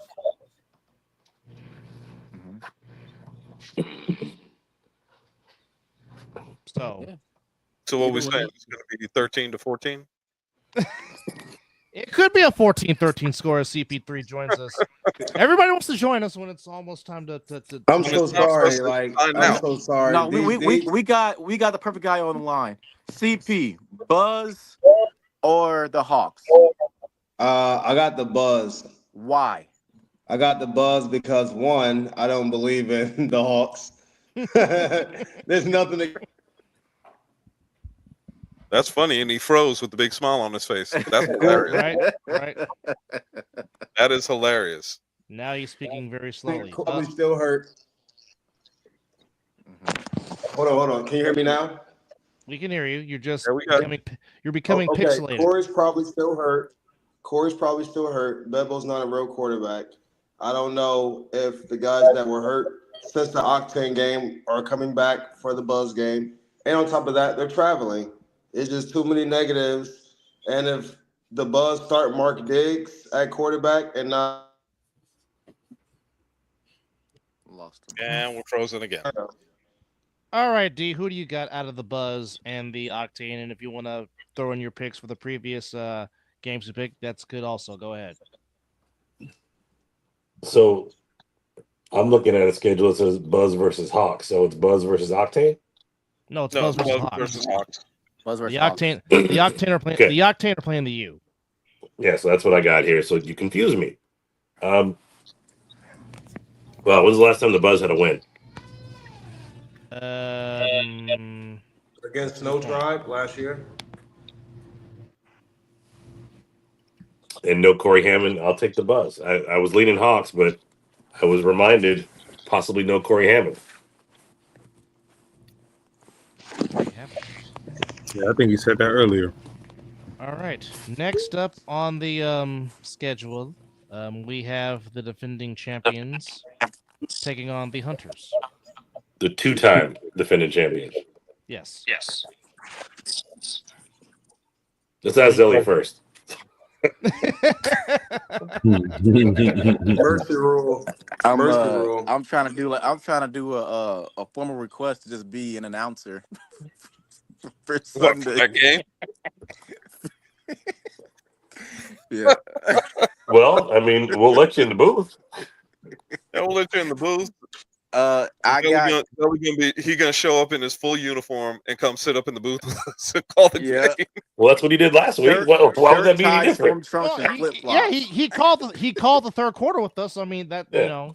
Yeah, but the third quarter is one thing, but to come in fully dressed in your gear and call the damn game is a whole nother thing. No, what he's gonna That's do what he is did. what he's gonna do is he's gonna come in, make a stop on 301, do a yeet, then come up to the booth. I believe Zach is going to start, and Zach's gonna be good. We're gonna be okay. We're gonna win big. But I'm showing up to So the y'all booth going with and, Luciano at quarterback? possibly, I believe so. Yeah. La Luchador. Can we get him a mask? A Rey Mysterio mask. No, we're gonna take care of business. Yeah. That's all Okay, I so got. what's your score prediction? James is also playing quarterback. He says that I miss those days. From what if it's that same Hunters team that played Sunday, Who else would it be? Right? I mean, like, is Superman. Is Yodi going to play? Is Yodi coming back? Are we going to see Savion? Like, you know what I'm saying? Like, if it's going to be Snoop at quarterback, it'll be. We'll take care of him by the third quarter. Game be over for sure.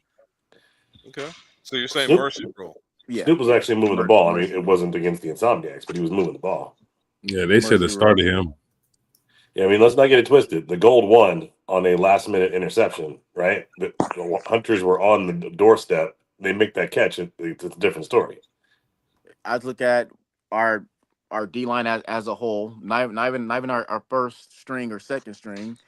I feel like you can put Cody Johnson out there at DN, and he's gonna get some pressure on Snoop. You know. So are you guys resting all your starters this game? You gotta ask James. I have no idea. I mean, I feel like that'll be very interesting because I'm hearing you saying names I haven't heard before. Yeah, Zelly starting I'm at corner. I'm trolling also. But I think it'll be more now. All right, CP, who you got? James B says he's signing up Friday. We got to keep trolling the defensive tackles during the game. Oh no, DT David Tender. David Tender Sorry. that he's talking about. I blame Ken for that. Ken get in the game and playing. Now JB want to play. JB gonna score on an extra point. Yeah, don't get it twisted. James knows how to play the game. Yeah, he's gonna score. He's gonna get the ball and run it in. We're gonna get the ball. We're gonna score. So Corey, who you got? Which game? For the game we're talking about, bro. We're talking about the Insomniacs versus the Hunters. You know everybody's got the Insomniacs, brother. I know damn well what this is about to be. It's about to be third quarter mercy rule. Right. So the question is, how much they score in the first half, and do they give up a tutty, right? Those are the two things that you. First half 38-0. Final score is 66-6. Yeah, that would be wild if they only got 38 in the first half and then 66 to end it, because that means they got crazy busy in the third quarter. They're going to run it up. Yeah, so CP, let me remind you, in Vegas, we kept with the old rule that if you're up by 28 in the third, it's a running clock. Oh, I got that over there too. So why everybody be complaining about y'all running up the score then? That's the funny thing is everybody in Vegas complains that y'all run up the score, that you don't do the running clock in the third period and you don't have the fourth quarter mercy rule. That's crazy because that's exactly what we're saying over there about you guys. That's because everybody likes to talk out of their ass instead of actually talking to people. Yep. And honestly, I think the only team that's going to get the score ran up on them like that is probably the Buzz, because no shot against the Buzz. That's the worst performance I've seen since DT was grittying on Snow Tribe last year. That's probably the worst effort I've ever seen on a football field. You think that was worse than the 78-0 to the Gold? Yeah, because I actually seen the Gold still trying, actually. Oh, yeah. Well, the Gold never give up, bro. Them dudes bring a lunch pail and take that ass whooping all day long and keep showing up like You're like, damn, ain't you You gonna gotta go away? respect that. You have to I do respect that, respect bro. it. That's why I kept saying the gold are coming, man. If you hear me do my ticket announcements, I'm like, the gold have spark. They keep getting better every week. Jeremiah does not give up. He's in my chat every week, like, hey, I'm doing this and doing this. I'm like, bro, keep tweaking, bro. You're gonna get there. That's Who's amazing. Willie Perry? He said that Hunter's whole team is gone. Y'all might not even have a team. He plays for the I mean, Hunters. oh wow. So I heard that happened to the Octane. Most of those guys left and went to go play semi-pro. That's why they only got about 10, 11 guys now. That's What are the probably why they games got we got, smoked Dub? by the Crush like that. Man, here's Dub, what other games we got? All right, so now we're coming up to it. Now, another game that won't get the same amount of publicity, which I think it should, though. It should be a very fantastic game. The 2-1 Heathens taking on the 3-1 Baltimore Watchmen. Ooh. Well, since we're up against it, and it's already after 7. I'm just gonna say it. I'll take Watch.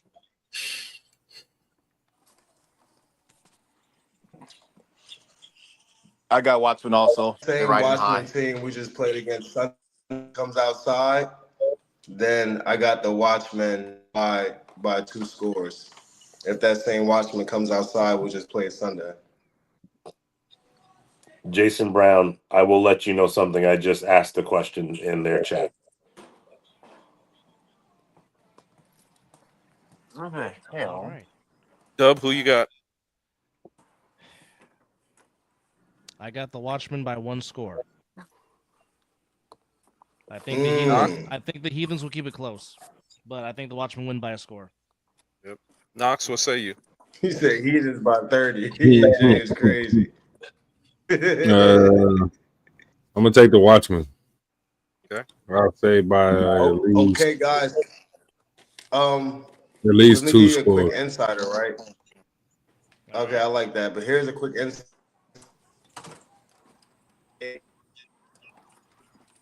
The white boy that's fast. They said he dropped 2 touchdowns, right? And then they said on another touchdown run that Ryan had, the ref had called him out when he wasn't really out. So that's 3 touchdowns off the board right there. They gave him the munchie treatment. I think they'll get lost. Yep. Yeah. Munchie treatment. So let's not forget they played March It's going to be a 16th. closer game. Yeah. I think it's going to be a closer game, but I still think if that same Washington team we play Sunday come outside, it's going to be tough.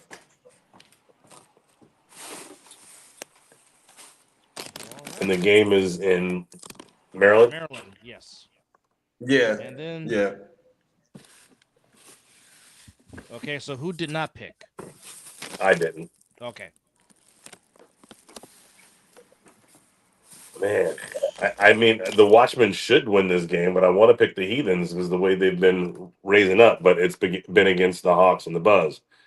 So, do you remember the score? Yeah, I got them all listed here. So first game was 30-12. The Watchmen won. Okay. And the Watchmen beat the Hawks 46-26 and the Buzz 38-14.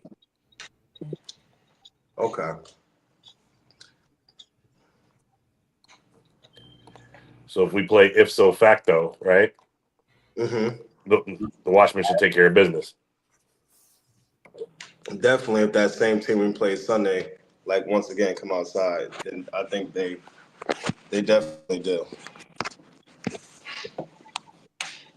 Interesting. And then to close it out, the game of the day, under the lights in Asbury Park, New Jersey. It is the undefeated Trenton BIC at 4-0, taking on the undefeated 3-0 Silk City Animals again in the lights. Did you guys do our game already? Yeah, we already did it. Couldn't hear you, CP3. What were you trying to say? No, Yeah, we already did his game. We did. Still can't hear you, Corey. The Renegades, QC Crush. I was asking, did you do that game? Still can't hear you.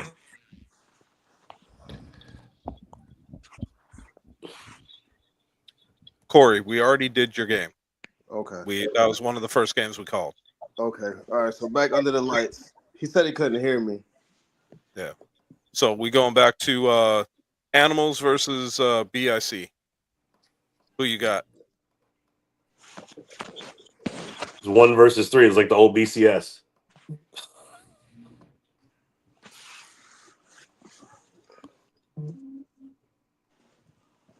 Like, I'm gonna go on record. BIC by 12. There you go, Corey. Who you got, Give me, man? give me Big Mo Ramadan's BIC. Okay. I got BIC 40, 42. Yeah, I got BIC 42, Animals 40 in the shootout. 2 points. Okay. Knox. What was the score last time they played? 80 to 72. 68. 80 to 68. Was it? Yeah. I knew it was something crazy, but like I knew it was still close. Yeah, and the Animals had a 2 touchdown lead, 12-0. Yeah. Damn. Yeah, 80 to 68 was the final last time. 80 to 68. And let me just go on the record. I'm gonna go Animals upset by Tutty. Nice. How's the number 1 team upsetting someone? Because nobody's expecting them to win when it comes to this game. But like, I know nobody sitting in my house expects them to win. I'm not sure about everybody else. Let me go on the record and say I do want the Animals to win, just because I want what's best for the league, and I feel like it'll be another, not necessarily a passing of the torch, because I feel like DT has to win a championship first before I feel like he's going to take the torch from Sterry. How Sterry won a championship and then beat Huff in the regular season the following year. But I just feel like until the Animals and DT beat Sterry, I'm not just going to have him overlap someone who's won a championship over here and has 2 MVPs. You feel me? Look, CP, you've been on that squad. You've been coached by those folks. Are they going to be the most locked in they've been since the championship, or are they going to take it lightly because it's regular season? They know they're going to catch them a second time. Oh nah, this game right here, honestly, is probably the biggest regular season game BIC has played since probably 2021, 2022 when we were playing the U. And that's when it was just only us two in the Eastern Conference that was good. But now they know since the Animals is here, and if the Animals win this game, not only this is going to be for the number 1 seed, that's why BIC is going to take it seriously, but this is going to be a dynamic shift if the Animals win this game. Just like how the Animals beat the Watchmen in the U, this is going to turn into the Animals League. So I don't think BIC is going to let that happen.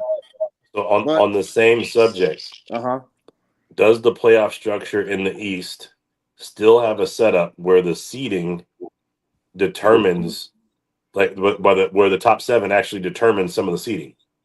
And I'm gonna say no, because the familiarity that we all have with each other, that seeding is not going to matter. No, that's not what I'm asking. So when we set the playoff bracket, when we were putting this whole thing together in the first place, the top 7 was originally because it was going to determine like one of 2 of the bottom seeds. Like, they were going to use the top 7 to develop who the teams from the East were going to be for the 2 bottom seeds.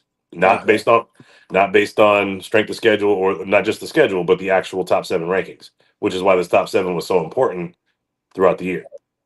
So that's why I'm asking, like, if it's still that, obviously top 7 implications mean something in the East. I mean, Vegas just wants to be seen up here because we know we deserve it. But if it actually determines seeding in the East, that's a big deal. You could catch the Watchmen in the first game, or you can catch Silk City the first game, or you can catch, what James B just said, Valley is done for. What does that mean? I don't know. I couldn't tell you.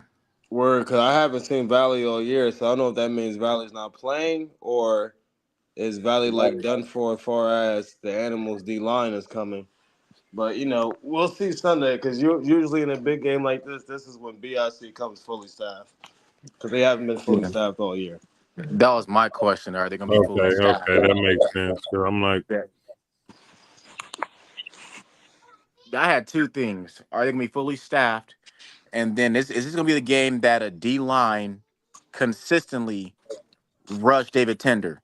Are they going to sit there and let him have all the time in the pocket and pick apart? Nah, and just me knowing Kenny, just by playing on his team a lot, that's never his philosophy. Like, he knows pressure bust pipes. So he's going to show a lot of different coverages. He's going to show 5, show 4, send 3, show 5, only send 4. Sometimes send the whole house.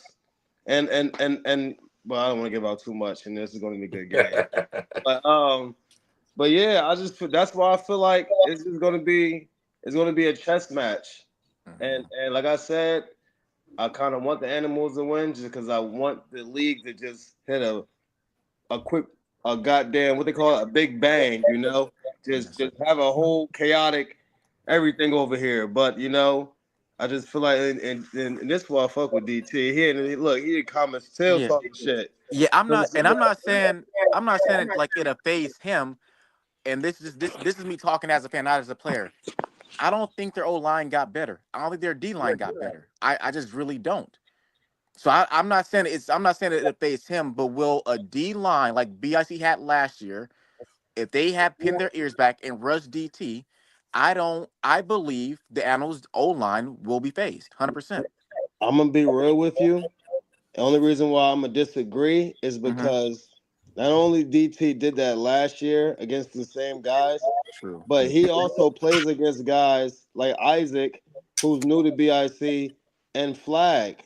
And as good as Isaac is, and they've been talking shit on social media on our Jersey page all week, and since last year, when Isaac first hit him and he told him this ain't Flag.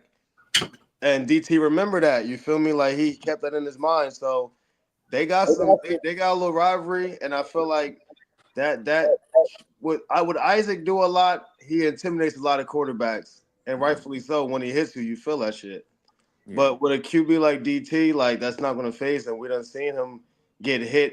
Guys try to hit him, he's running right through them. So that's what I'm telling you. This is really going to be a chess match. As far as they gotta not only contain him, but get a contained rush at the same time while especially the back end got to play good because you playing against tier 1 receivers now.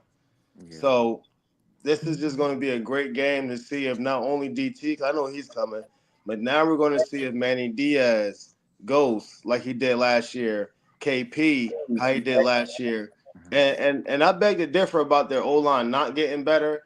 Because I know he's just a tight end right now, but the new guy they got, they call him Big Papa. I forgot his name. I know his real name. I just forgot. But he's probably the best tight end that's not being talked about right now. Because not only can he block his ass off, and he gets about 3-4 pancakes a game if you watch film. Yeah. And he's a security blanket for DT. So he's very underrated, and their D line also has gotten better because Trey Baskerville, Baskerville is a former Defensive Player of the Year. So him and number 23 or 24 coming off the edge, and they got some dogs still with Man and the new guys mixed with the old guys. They got a good core over there, and the guy they also play with on BIC at Live. He knows the same scheme and system that Kenny does. So now Kenny knows that this is why this is really going to be a chess match that a lot of people don't really know about, the underlining storylines that's going to make this game very interesting, that people like me who've been playing for 10 years that I kind of know about. So this game is going to be very, very big. Yeah, I do believe all eyes is going to be on this game. I feel like the Animals' downfall or their downfall can be, and if it does happen, it will be their O-line and D-line. Okay. I believe their skill guys match up perfectly. And I haven't seen it this year yet. I haven't seen a D-line the Animal has played continuously rush DT and not just play pity pat with the O-line. Yeah. But that's not knocking DT at all. Zay, that I was talking about. His name is Zay. Gotcha. And that's not knocking DT at all. I'm just saying I feel like their downfall, and I said on your podcast on The Price is Right, I believe that it'll be their O-line or D-line. But again, all eyes will be on this game, and I believe for the third week straight that the A7 as a whole and the fans will win. Oh yeah, Right. definitely. So my breakdown's a little different. Go ahead, sorry. DT and his O-line calls and how they set up his blocks against BIC in the playoffs last year was the primary reason why they were so successful. Even when they did contain, they would bring another man around the end to clip, not the illegal clip, but to pinch that defensive end so DT can get the outside and either run or throw. It was planned. Like they would circle a guy around and pinch the end, and it was and they did it every single play. I was like, how are they not picking up on that's what they're doing, man? It was like painfully obvious. So if they can make that magic happen again, DT's going to get loose. But the real issue is they haven't played a team with 2 or 3 burners on the offense this season. So they haven't had to try to keep up with anybody like they had to keep up with BIC. I mean, Watchman had Pac Money, so they got that one burner, but there wasn't anybody else that could take the top off the defense like that. When you got BIC, you got three across the board that can take the top off. So now you got to defend all 3 pieces of the field, and as soon as you turn your back to try to catch up with them, Sterry's gone. So that's the problem that BIC creates, and I don't think Silk has enough on the defensive side skill position to account for all of that. And that's why I give BIC the nod more so than anything else. I was gonna just say that what DT is saying in the comment section. A lot of you guys don't really know about their corners, but they have some corners that are going under the radar. And when I say that, I mean like potentially defensive rookie of the year type performances. Okay. Wheeler number 3. I've seen him rarely get beat, and when he does get beat, he's catching an interception the next drive. He's hitting Pac Money on the 3-on-1. Another guy, I think his name is Benny. He already has about 4 or 5 interceptions this year that he's not getting talked about. And they're getting these interceptions and they're making these big plays because they're ferocious D-line play. So look, I want to be proven wrong like everybody else. I just understand the BIC concept, stretch the field, run Sterry. And great. You got 3 fast burners on DB as DBs. Who's the guy that's going to catch Sterry then when he cuts loose? Right? I mean, you have to have it all over the place to match with BIC. The Insomniacs had to pull out guys off of the 3-on-1 coverage and make their starters play 3-on-1 because of the speed that they present, man. It's you can't use. They just finally understood that they 3-on-1 used to be ass. I feel like what the Animals have over there is a great matchup for BIC because one, when I did play against BIC a couple years ago, Trey Baskerville had a great game against Sterry. And he's now Trey's amazing. Animals. Yeah, and that was Trey's my question amazing. to you, CP, is do you believe Trey Baskerville can contain Sterry? I don't think. And I asked that because Kayshawn Campbell is a home run threat. So is Hollywood especially when he runs that dig or that post. And I think that's what Decker's saying. When those DBs that the Animals have turn their backs to run with those receivers, do you believe Trey Baskerville can contain and keep up with Sterry when he takes off? I mean, that's what BIC's counting. I don't think not. I haven't seen the only DN I've probably seen keep up with Sterry and really chase him is your guy over there, AJ. AJ. So I don't think no one can catch him, but I think Trey Baskerville being 6'6" and being very long and athletic, he can disrupt a lot of passes. And that other new kid I keep talking about, I don't know his name, but he's number 23 or 24. I've seen him chase down Ron Butler from the U, number 1 from the U. And these are quarterbacks that people don't really know, but over here, these guys are winning multiple championships and flag league, semi-pro Benny leagues. Jones? They're like they're really good. So what I'm seeing them do against other great quarterbacks, I'm not going to necessarily just say just because they're playing against Sterry, they're not going to do it at all. So that's why I just feel like this is really going to be a great game. 100%. That people the names that I'm naming now that people don't really know about, they're going to come on the screen now, finally get their recognition. Gotcha. I mean, I had this game circled since the playoff game from last year, and I don't know what the Animals are going to do, like matchup wise. What I've been seeing what BIC's been doing, they've been having Trey Robinson there at running back in the backfield. He's been leaking out, so I feel like we got Kason Campbell on one side, you got Hollywood that contains those two DBs, and then you have Trey leaking out the backfield that takes for that linebacker. So that's why I was asking: Do you believe Baskerville can contain Sterry? And then also, is Sterry going to use his legs this game? You know what I'm saying? Yeah. Or is he going to throw the ball? Because it's going to be a chess match. I'm excited. And the same things I'm saying about BIC, we can say the same thing when it comes to the Animals. Because I do believe Manny Diaz is a deep threat. Yeah, definitely. But what if Matt Riddick come outside this game? I feel like he can You have the match up. inside. You have the inside. You tell us. Shit.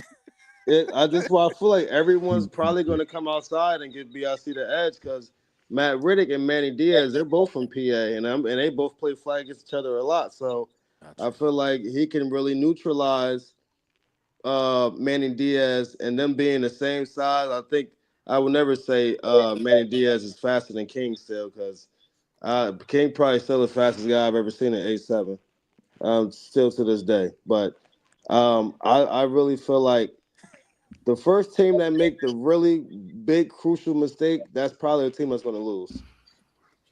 Yeah. No, I'm excited. And sorry, I know we've been talking about this game for so long. This may be probably the longest, but I'm excited. It's a top 3 matchup, man. We're supposed to talk about it. That's our job. Yeah. When I was talking to Derek on Sunday after the gold one, I mean, the league is winning. And sorry, I'm getting passionate, but the league is fucking winning this year with all these games.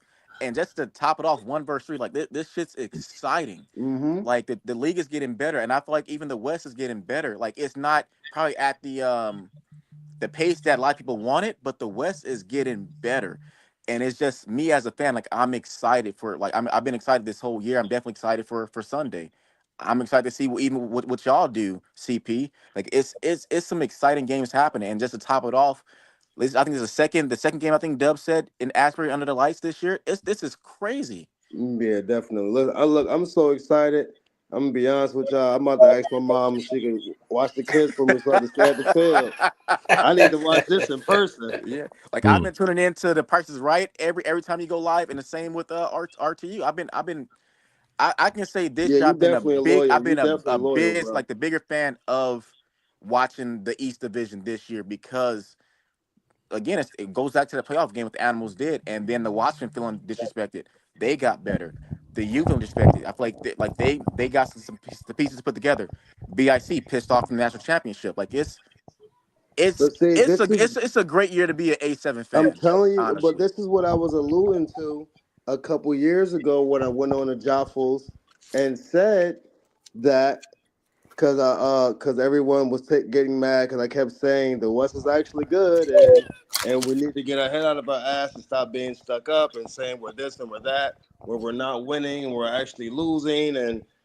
But I was saying all of this to get under guys' skin, and I was saying this to say a lot of the guys need to stop playing on the sidelines and actually start playing because I wanted us to balance things out. I was seeing how things was going with only 1 or 2 teams. And then when the Animals finally showed up, I was like, this is the time now to send a message out to the guys who know that they really don't have a voice in this league. So I'm going to say what they really been thinking, and I'm going to say what they really come and say to me in person, in private. I'm Christy Nolan, you feel me? United States. So I'm going to do you that favor and help the league out and say what needs to be said, or like I compare myself to my boy CM Punk. I'll be the voice of the voiceless. You feel me? Since you can't do it, I can balance things out. So that's all I really wanted, and I'm glad we're finally getting it now. And now I see the West is heading in that direction too. I can't make a pick though. I really can't with the U and I mean, sorry, not the U, BIC and Animals. I can't. I feel like it can go either way. It's definitely. I feel like it's a battle of DT and Sterry. This could be like a Tom Brady, Peyton Manning. You know what I'm saying? Like this can go either way. It really can. I And look at it I'm more as excited. Lamar Jackson, Patrick Mahomes thing. Yeah, better. Yeah. Yeah, a little more updated, you know. Yeah, man. Yeah, this is man. I'm gonna go back and watch this game, Dub. I'm gonna go back and watch that game. It's man. Yeah, I'm excited. I might have to pull out the projector screen.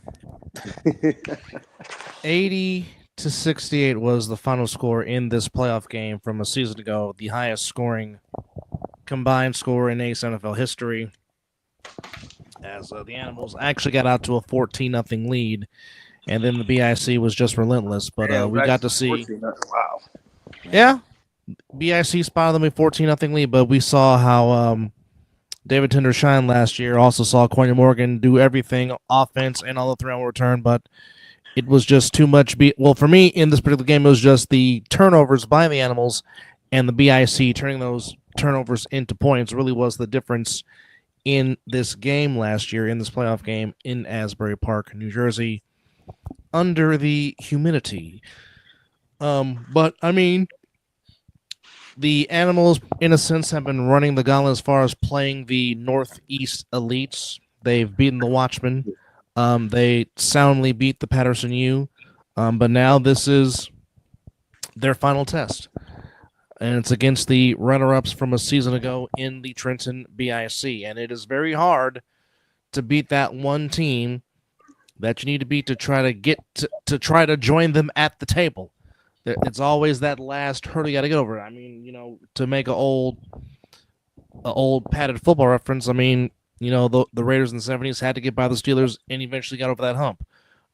For my beloved Niners, they had to get over the hump that was the Cowboys, and then Steve Young finally did, and there goes Coach Brown trolling again on one Trey Robinson.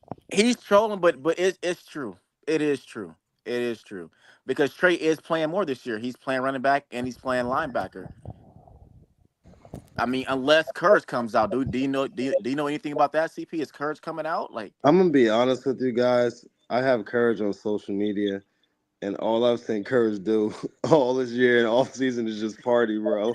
That's all he's been doing is just partying every other weekend, bro. But no, I have seen him at like because in New York they play rough touch. Like they don't really play flag, they play like two-hand rough touch. So I do see him like at some of those games, but I haven't really. But they, like you said though, a big game, they usually all pop out. Yeah. DT, if you score 4 tutties on Trey, I promise you we're gonna troll the fuck out of him. Yo, so why y'all always say y'all ran Trey out of Vegas? No, I didn't say that. I know that Trey's from Philly. You know, yeah, that's when he was like, been I'm talking Philly, about going so back home for a while. He's been talking about going back home for a while, so I don't know. Yeah, that was on your page about a couple years ago. Yeah, you think we some trolling motherfuckers? You guys are, bro. I done seen that one cartoon meme with the Force dude. Oh yeah, that's probably the meme of the year still, bro. Like y'all different over there. Yeah, Very well, look, the creative. issue with Trey is he left and started talking shit, and then lost to Vegas. So how you come back from that? Yeah, that's kind of tough. That's like some shit Drake can't come back from unless he just man up or something and just get his get back. Aubrey. Yeah. But I mean, really can't wait for that game under the lights. What do you have, Dub? Hey, real quick before you go, I just want to shout out to all the East Coast guys that are tuning into the podcast. This thing's starting to catch the East Coast side too. People are paying attention. Really appreciate you guys. This is really supposed to be a nationwide podcast and not just focused on the West anymore. Now that the 3-on-1 isn't doing their thing anymore, so I appreciate everybody tapping in. DT, I see you, buddy. Thank you so much for tapping in. Even though I didn't pick you, you're still my guy, bro. I love your game. Zelly, to answer your question, it is really a tough game to pick. I mean, it really is a pick 'em game because, again, like I said, the Animals are trying to eat at the table now. They're on the cusp. They're knocking on the door. But again, it is very hard to knock off a team that has Sterry Codrington and Ashanti Worthy, and the list goes on and on. It is hard to. I mean, this is the gauntlet that they have to. Ooh, Mizzle coming in with some fire. He says animals by 20. Wow. Damn. Oh, Hey baby. guys, can I ask a Go, quick hey, make question? go ahead and Do you pin guys that. believe in like superstitions and reoccurring like situations and stuff like that happened in the past? Like, do you believe in like divine timing and stuff like that? Definitely. Okay, Well, so here's the thing, right? I feel like each great rookie quarterback that comes into the league, and then their second year, they end up winning the championship. And I felt like I've seen 3 so far. I've seen me do it in 2015, and I won in 2016. I've seen Sterry do it in 2021, and he won in 2022. And I've seen DT. He was rookie year last year, and this Well, is his you second left out year now. Scooter. You left out Scooter. He won in his rookie year. He said after the rookie season. Yeah, I know, after though, but Scooter see, did both. this He is won in why his I rookie said year Scooter. and the year after his rookie year, so he qualifies. Oh, Scooter. No, but I thought Scooter first year he won the chip though. He did. He won it the second year too. But that's why I was saying like but that's I ain't gonna lie to you. I know they gave it to Huff 2023, but I was and I took heat for that too. I said it should have went to Scooter because when in what league do you not see a quarterback go undefeated and win a championship and not win the MVP? Yeah. You feel me? Never. Like it doesn't matter if he's a rookie or not. Like the guy produced, but that's not a here or there. You feel me? But only threw one INT that whole entire regular season. That's the even more ridiculous part. yeah, but Huff did play both sides of the ball, so that was pretty impressive too. So but yeah, so that's my thing about the second year quarterbacks. So maybe he can keep the trend going. He will be the what? He will be the third one to do it.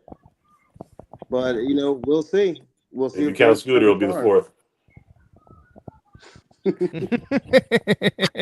hey, Derek, I ain't gonna lie to you. We all know y'all gonna be there, man. Trust me, we all know. Well, I mean, it's practically a given. Besides what might be happening with Tampa, so we'll see how that pans out. Yeah, like do you know what's going on with that? Do you have any? Yeah, I know exactly what's going on. So they've got a situation where they've got to have their guys registered by Sunday night, just like everybody else. And if they don't, that team is the only people they can have play. And then they've got to have flights booked and paid for by the 21st, or they're not eligible to come out here. So, all right, perfect. Are they going to have the 2 seed like everybody keeps saying? it'll be the 3 seed. We want to make sure that they're the visitor because we make them the 2 seed. They should be the home team, right? Yeah, so it's gonna be y'all and the sick with it, right? Well, the way it sits right now, the 2 seed is between Sickwit and Stealth, and this Sunday is going to determine that as far as going into our round robin. See, that's a game I'm really interested in. I know probably I don't want nothing against the Stealth. They just played the Insomniacs, bro. They beat the shot of everybody. But this is going to be a good game. Come here. It's going to be a good game that I feel like is going to see where the balance is in the West. You feel me? Say hi. Definitely. And both teams are going to continue getting better. Stealth is a first-year team. They're still practicing, basically, and trying to figure shit out. Sickwit has a bunch of new pieces that are still trying to figure out how to play together, so they should be better by the end of the season, too. Things could get dicey towards the end. This is probably going to be the most underrated game of the week that nobody's talking about. I was looking at it as I kind of compare it to like what Double Sand with KK and Ashanti. I mean, you can put Cool Case on over DP, then Von's gonna get off. Yep. You can put Cool Case over Von, then DP's gonna get off. Mm-hmm. That's why I think six gonna take care of business. Then plus again, like I was saying earlier, I don't know if you heard, it's been a lot of crap talking going on in the last 2 weeks with those two. And it's been some side bets and stuff like that. I think Sick is pissed off. They're pissed off. There's a championship ring and a whole team dinner at Drippin' Soul on the line. So shout out to Drippin' Soul. That's Lee's restaurant. So if Sick wins, everybody gets to eat at Drippin' Soul. If the Insomniacs get to eat at Drippin' Soul, I think it's the bets with Scooter. Yes. But if Yes. the Stealth win, they get Scooter's championship ring or one of his championship rings. No Yes. way. Yeah. Wow. And it's on the Other Side of the Ball Network. It's on one of our episodes. Just go ahead and go to the Other Side of the that's Ball fine. Network on That's YouTube crazy. and watch the clip. It's there. But Zelly, I mean, to pinpoint what you're saying, also don't forget about Matt Murphy, because Matt Murphy can dip out and get open with the best of them. Yep, that's what I sound like. Like he's that tight out, sound like receiver wise, you know. Yes. But yeah, Matt Betts. I mean, it's pick your poison. Like I feel like Sick is they're pissed off. They're going to come in and make a statement because again, when Lee came on the podcast, he was saying from the very beginning, he wasn't worried about anyone but the Insomniacs. So he's overlooking Sick, and you know, Mark keep tabs. Come here, man. You know, so I think Sick is going to have a field day. I really do. Oh, they're gonna try to put foot in that ass, man. Yeah, 100%. Look. Say good night. Good night, buddy. Good night. All right. Listen, it's 10:46 over here. I have to put them to bed, guys. Thank you for letting me on appreciate again. you. I love you guys, and I hope we put a show for you. EP. Put a show on for you Sunday. Yeah, we'll be watching. Good luck this Sunday. Good luck, brother. Yo, one last thing. Scooter is the most confident man to bet his ring. Because you see this ring, I will never bet my ring for nothing. You hear me? This say 2016 and 2022. I done earned this shit. You hear me? All right, fellas. Yes, sir. Good night, CP. We're pulling for you, buddy. I can't pick that game still. I don't know. The nightcap game. I don't know. I really don't know. Look, here's what I'm calling. I'm thinking the Insomniacs need to run the table on the Hunter so we can all catch the last quarter and a half. I mean, let us know, Suge Light. Are they showing up or not? Well, I haven't got a response yet. Hey, if not, party at your house. I'll rock the kid to sleep. What we need to go is Chris Vera, I guess, was up at what's his name? The dude that used to play for the Seahawks that went to Cimarron. Brandon Marshall. He's got a place called, I think it's Aunt Hattie's or something like that. And supposedly they put A7 games up on Sunday. Obviously, I haven't been able to go because I'm putting them on. But if that's the case, we'll get in there and have them put that game on and go get some soul food and some ribs and kind of kick back and watch the thing. I'm down for it. Hattie Marie. Thank you, James. Hattie Marie's here. Have you been, JB? He said I told Chris to ask him. Yeah, that's what's up. My head is telling me, I don't know. My head's telling me animals, but my heart's saying BIC. Well, all there's right. your answer. Thank you, Coach Shannon. Hunters will be competing. There's the word. Okay. Thank you. And now Coach Brown says we're going to go Lee's restaurant after their game. James said food is great. And by the way, Chris Vera, he gave his pick because he's having internet issues. He says animals by 4. Look, we're split. Another shootout then, huh? 2-5, who did you pick? I originally picked the animals, but then I found out BIC was actually going to come fully staffed. So then that kind of put me back on like the little teeter-totter. I don't know. Damn, Ashmore bringing fire.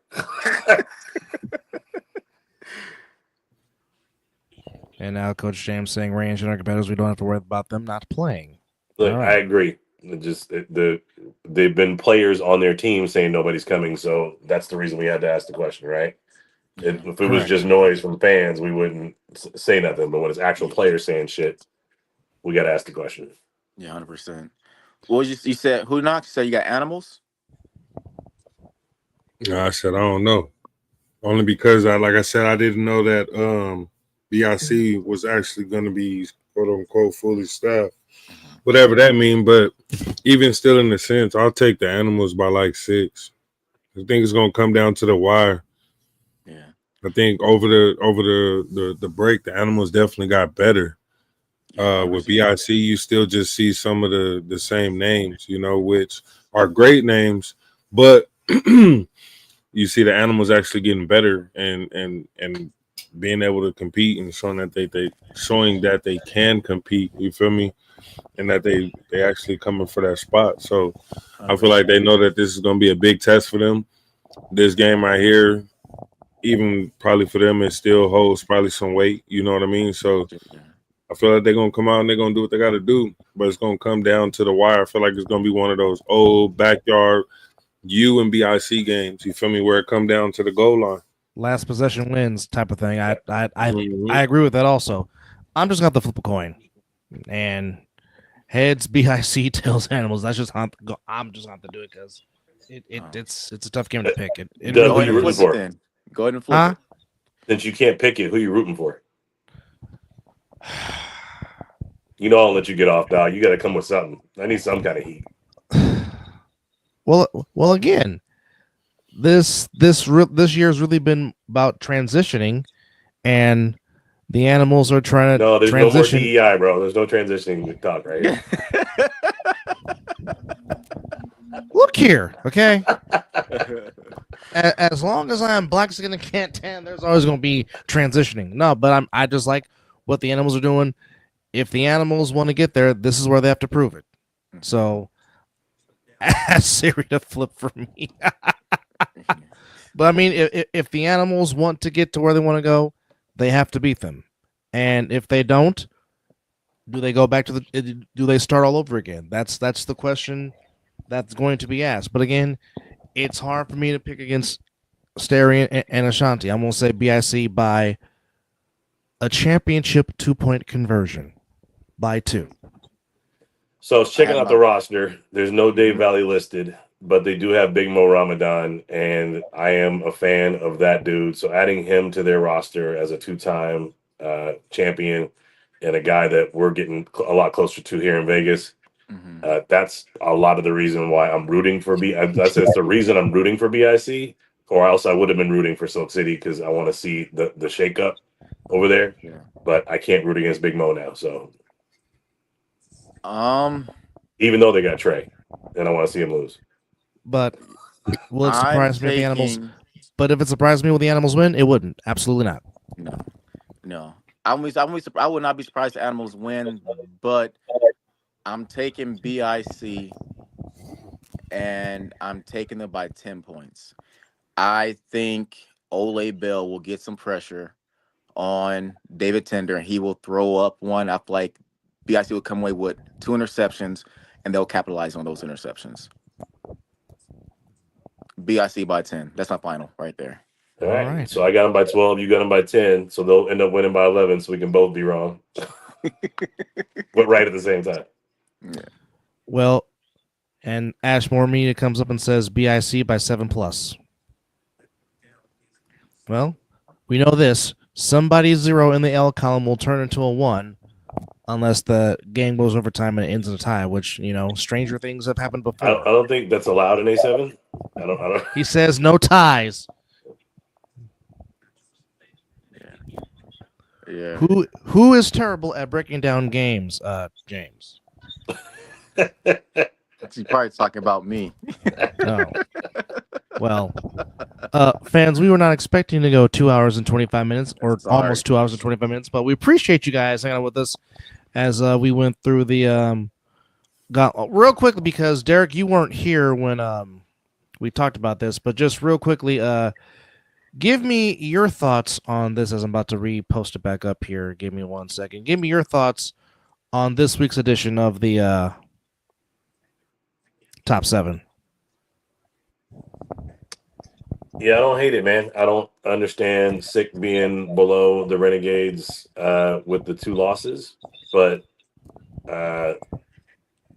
I couldn't make a solid case against anything that's here, and there's no team that I'm thinking, man, they deserve to be up there. That's not up there, right? Of course, I know the Insomniacs deserve to be number 1, but that conversation has been had. That ship has sailed. I think it should be the 3 should be shaken up. I think it should be Insomniacs, BIC, Silk, but until they all play each other, until one of them loses to somebody, it's really hard to make an argument against. The rest of it, those are the top 7 teams for sure. in the A7FL that we are looking at on this screen right now. I can't think of the U might belong. The U might be better than the Heathens, but their record says says differently. That's about the only thing that I would throw like up there. Yeah. Copy. All right. Well, as we give our wait before we bounce, how was the Kings interview? Went really well. We did post pictures of where they can watch the game and time starts, and for those that want to attend where the event is taking place, all that good stuff. Coach Wallace is always very informative, and also gave us some information about where possibly their home games and home places might be taking place at. So we appreciate Chris Wallace coming on and giving us some info. And then how much A7 shit did you guys pull out of your ass and make up that you might want to ask me questions and I can actually give the people the real information? I don't think we really garnered into that because, I mean, you kind of answered the questions last week on the Mizzle Dub recap show as regards to where the championship game might be played at. What was the answer to that? He said, "Hi, Miss Jen. How are you?" As the owner. Yeah, say hi, babe. Hi, I'm sorry. Sorry, the baby's got it. Are we live? Yes. Oh, sorry. Bye, guys. I'll be right back, fellas. It was, he said, 45%. He said 45-45 or 50-50, possibly at Mater or possibly at the convention center. That was last week on the Mizzle and Dub Ace NFL recap show. And Bullhead Mr. City Ashmore or- also says, no, he said not Bullet, either the Las Vegas Convention Center or possibly at Mater. Shit. So that's what we were being told. Make the ass play in this hot sun. That's the. All right. So we will give 5 minutes to see if Derek comes back on, and then we'll give our final thoughts and put a bow and wrap on this because like I said, we were not expecting to go almost 2.5 hours. But again, special thanks to Jeremiah Reeves of the Las Vegas Gold for joining us. Also, special thanks to coach of the Las Vegas Kings, Coach Chris Wallace. Also, thank you to Corey Price and Corey Ammon for coming in and briefing us with their 15 minutes of analysis and giving us stuff of what's going on back east. Special thanks to Zelly Daniels for also coming on and joining us. And I'm glad that Ling Ling had a very good birthday. Yeah, she's missing me right now. Yeah. 2-5, what you got for us before we put a bow and wrap on this? Appreciate you too, Ashmore. Thanks for chiming in, buddy, as always. Shout out to Ashmore Media, where they take some very good pictures. Steve Ashmore, number one in your programs, number one in your hearts. But a horrible person at making bets, because why the fuck would you take the Of course, 2-5 was going to throw some shade on that, of course. Nah, it was fun to watch. It's one of those where even on the sideline, we're watching as fans, you feel me? So it's like we were just joking and laughing with each other, you know, watching the game and being able to call certain stuff, you feel me? So he knows I'm just talking shit. But he was very, very, very emotional.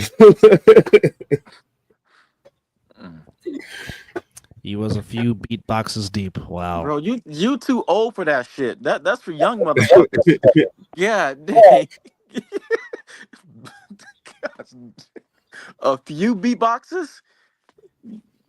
Gosh. Well, there's 2 turntables and a microphone. I'm just saying. That's insane. That's for the young folks.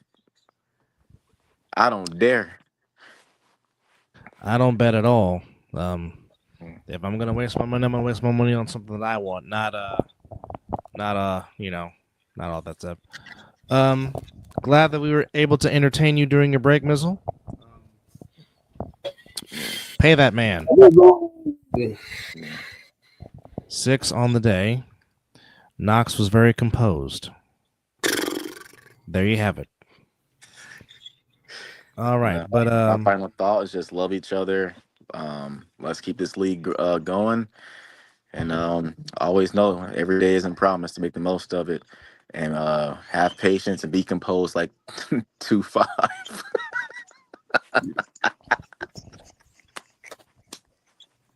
As Ashmore Media says, he learned a bad lesson. All